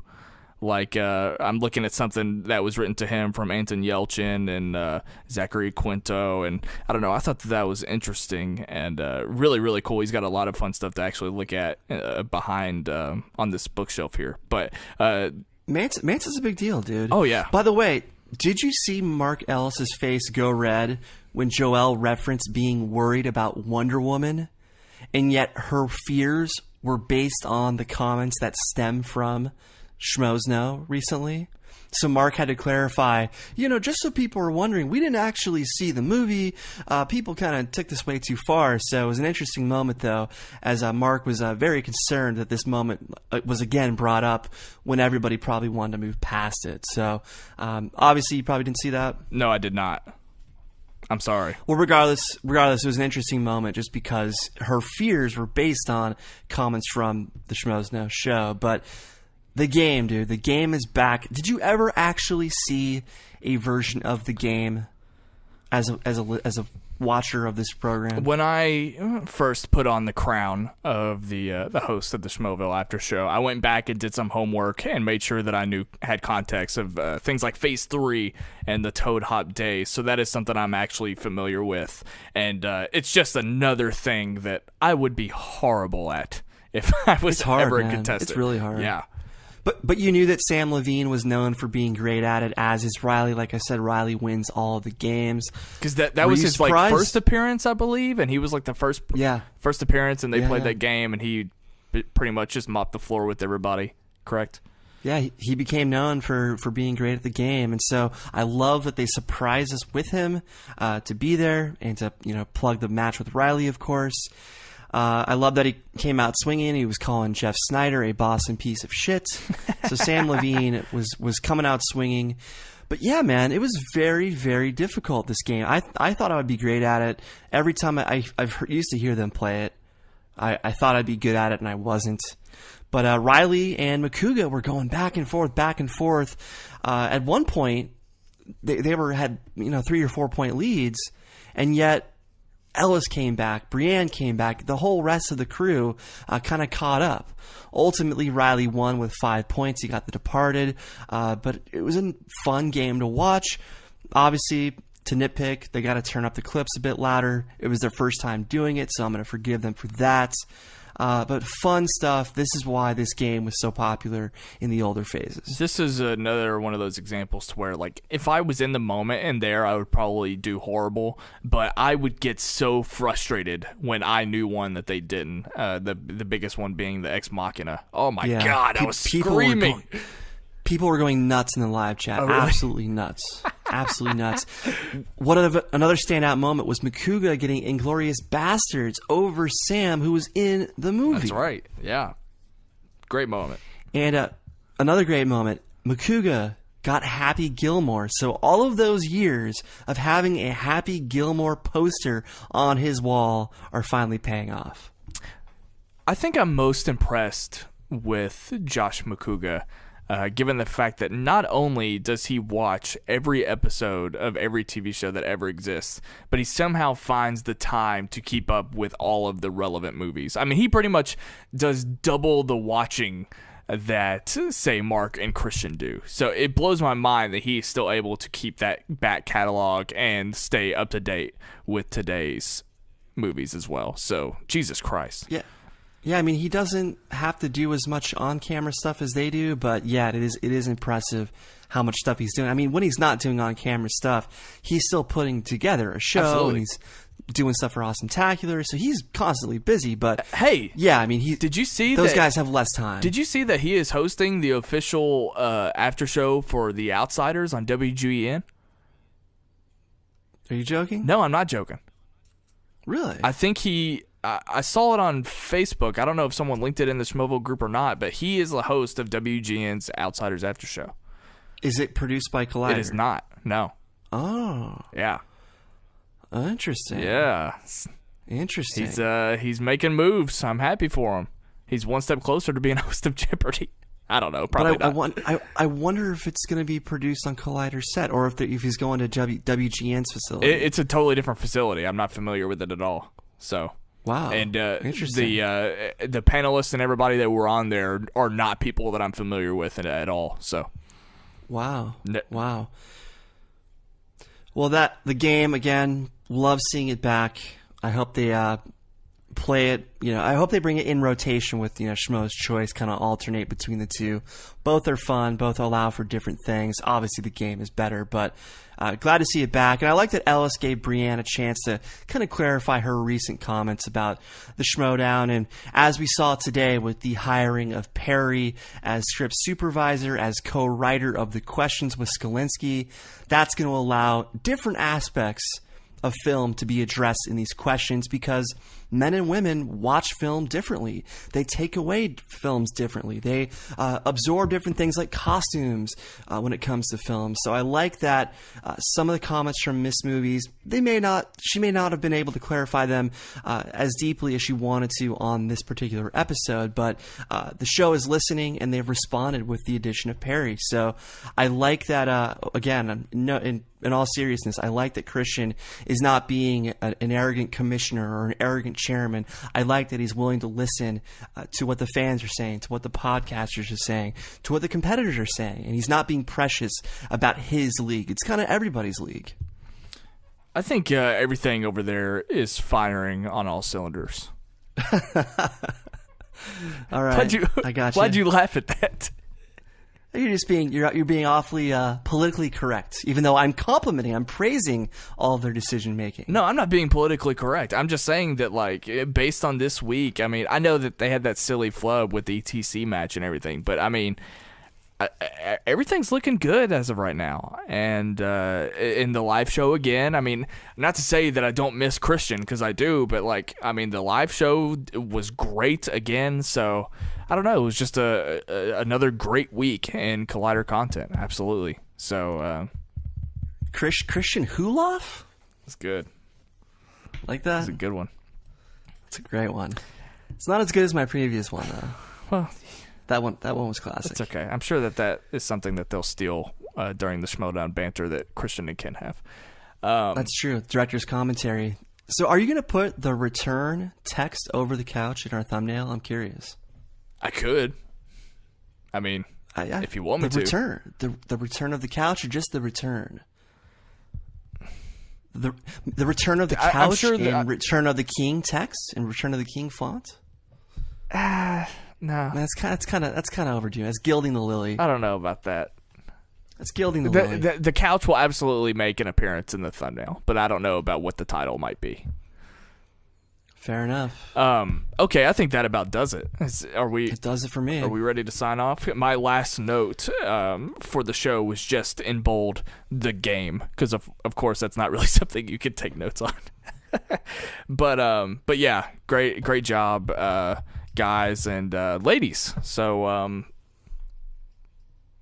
what's next? Mark Ellis made me famous. Brian Davids. Where can the people find you online? You guys can find me every Sunday on the SK Podcast channel's #1 show, the Schmoeville After Show. As we said earlier, even if you watch the show on YouTube, make sure to click play via your iTunes podcast app. That really helps out the entire network, all of the shows, Mark and Kristian. Helps us out, of course, too. So make sure to leave a comment and a review as well, or a comment and a rating as well. So please check us out on iTunes. You guys can catch me at BDF331 on Twitter, as well as my own TV film podcast at filmschlubspodcast.com. You can find me on Twitter at WhatUpSnell. I am on the Sight and Sound podcast, available where all podcasts are, and also on the Sight and Sound YouTube channel, and those links are in my Twitter as well. Shout out again to the guys at VT1717 for having me guest on their show.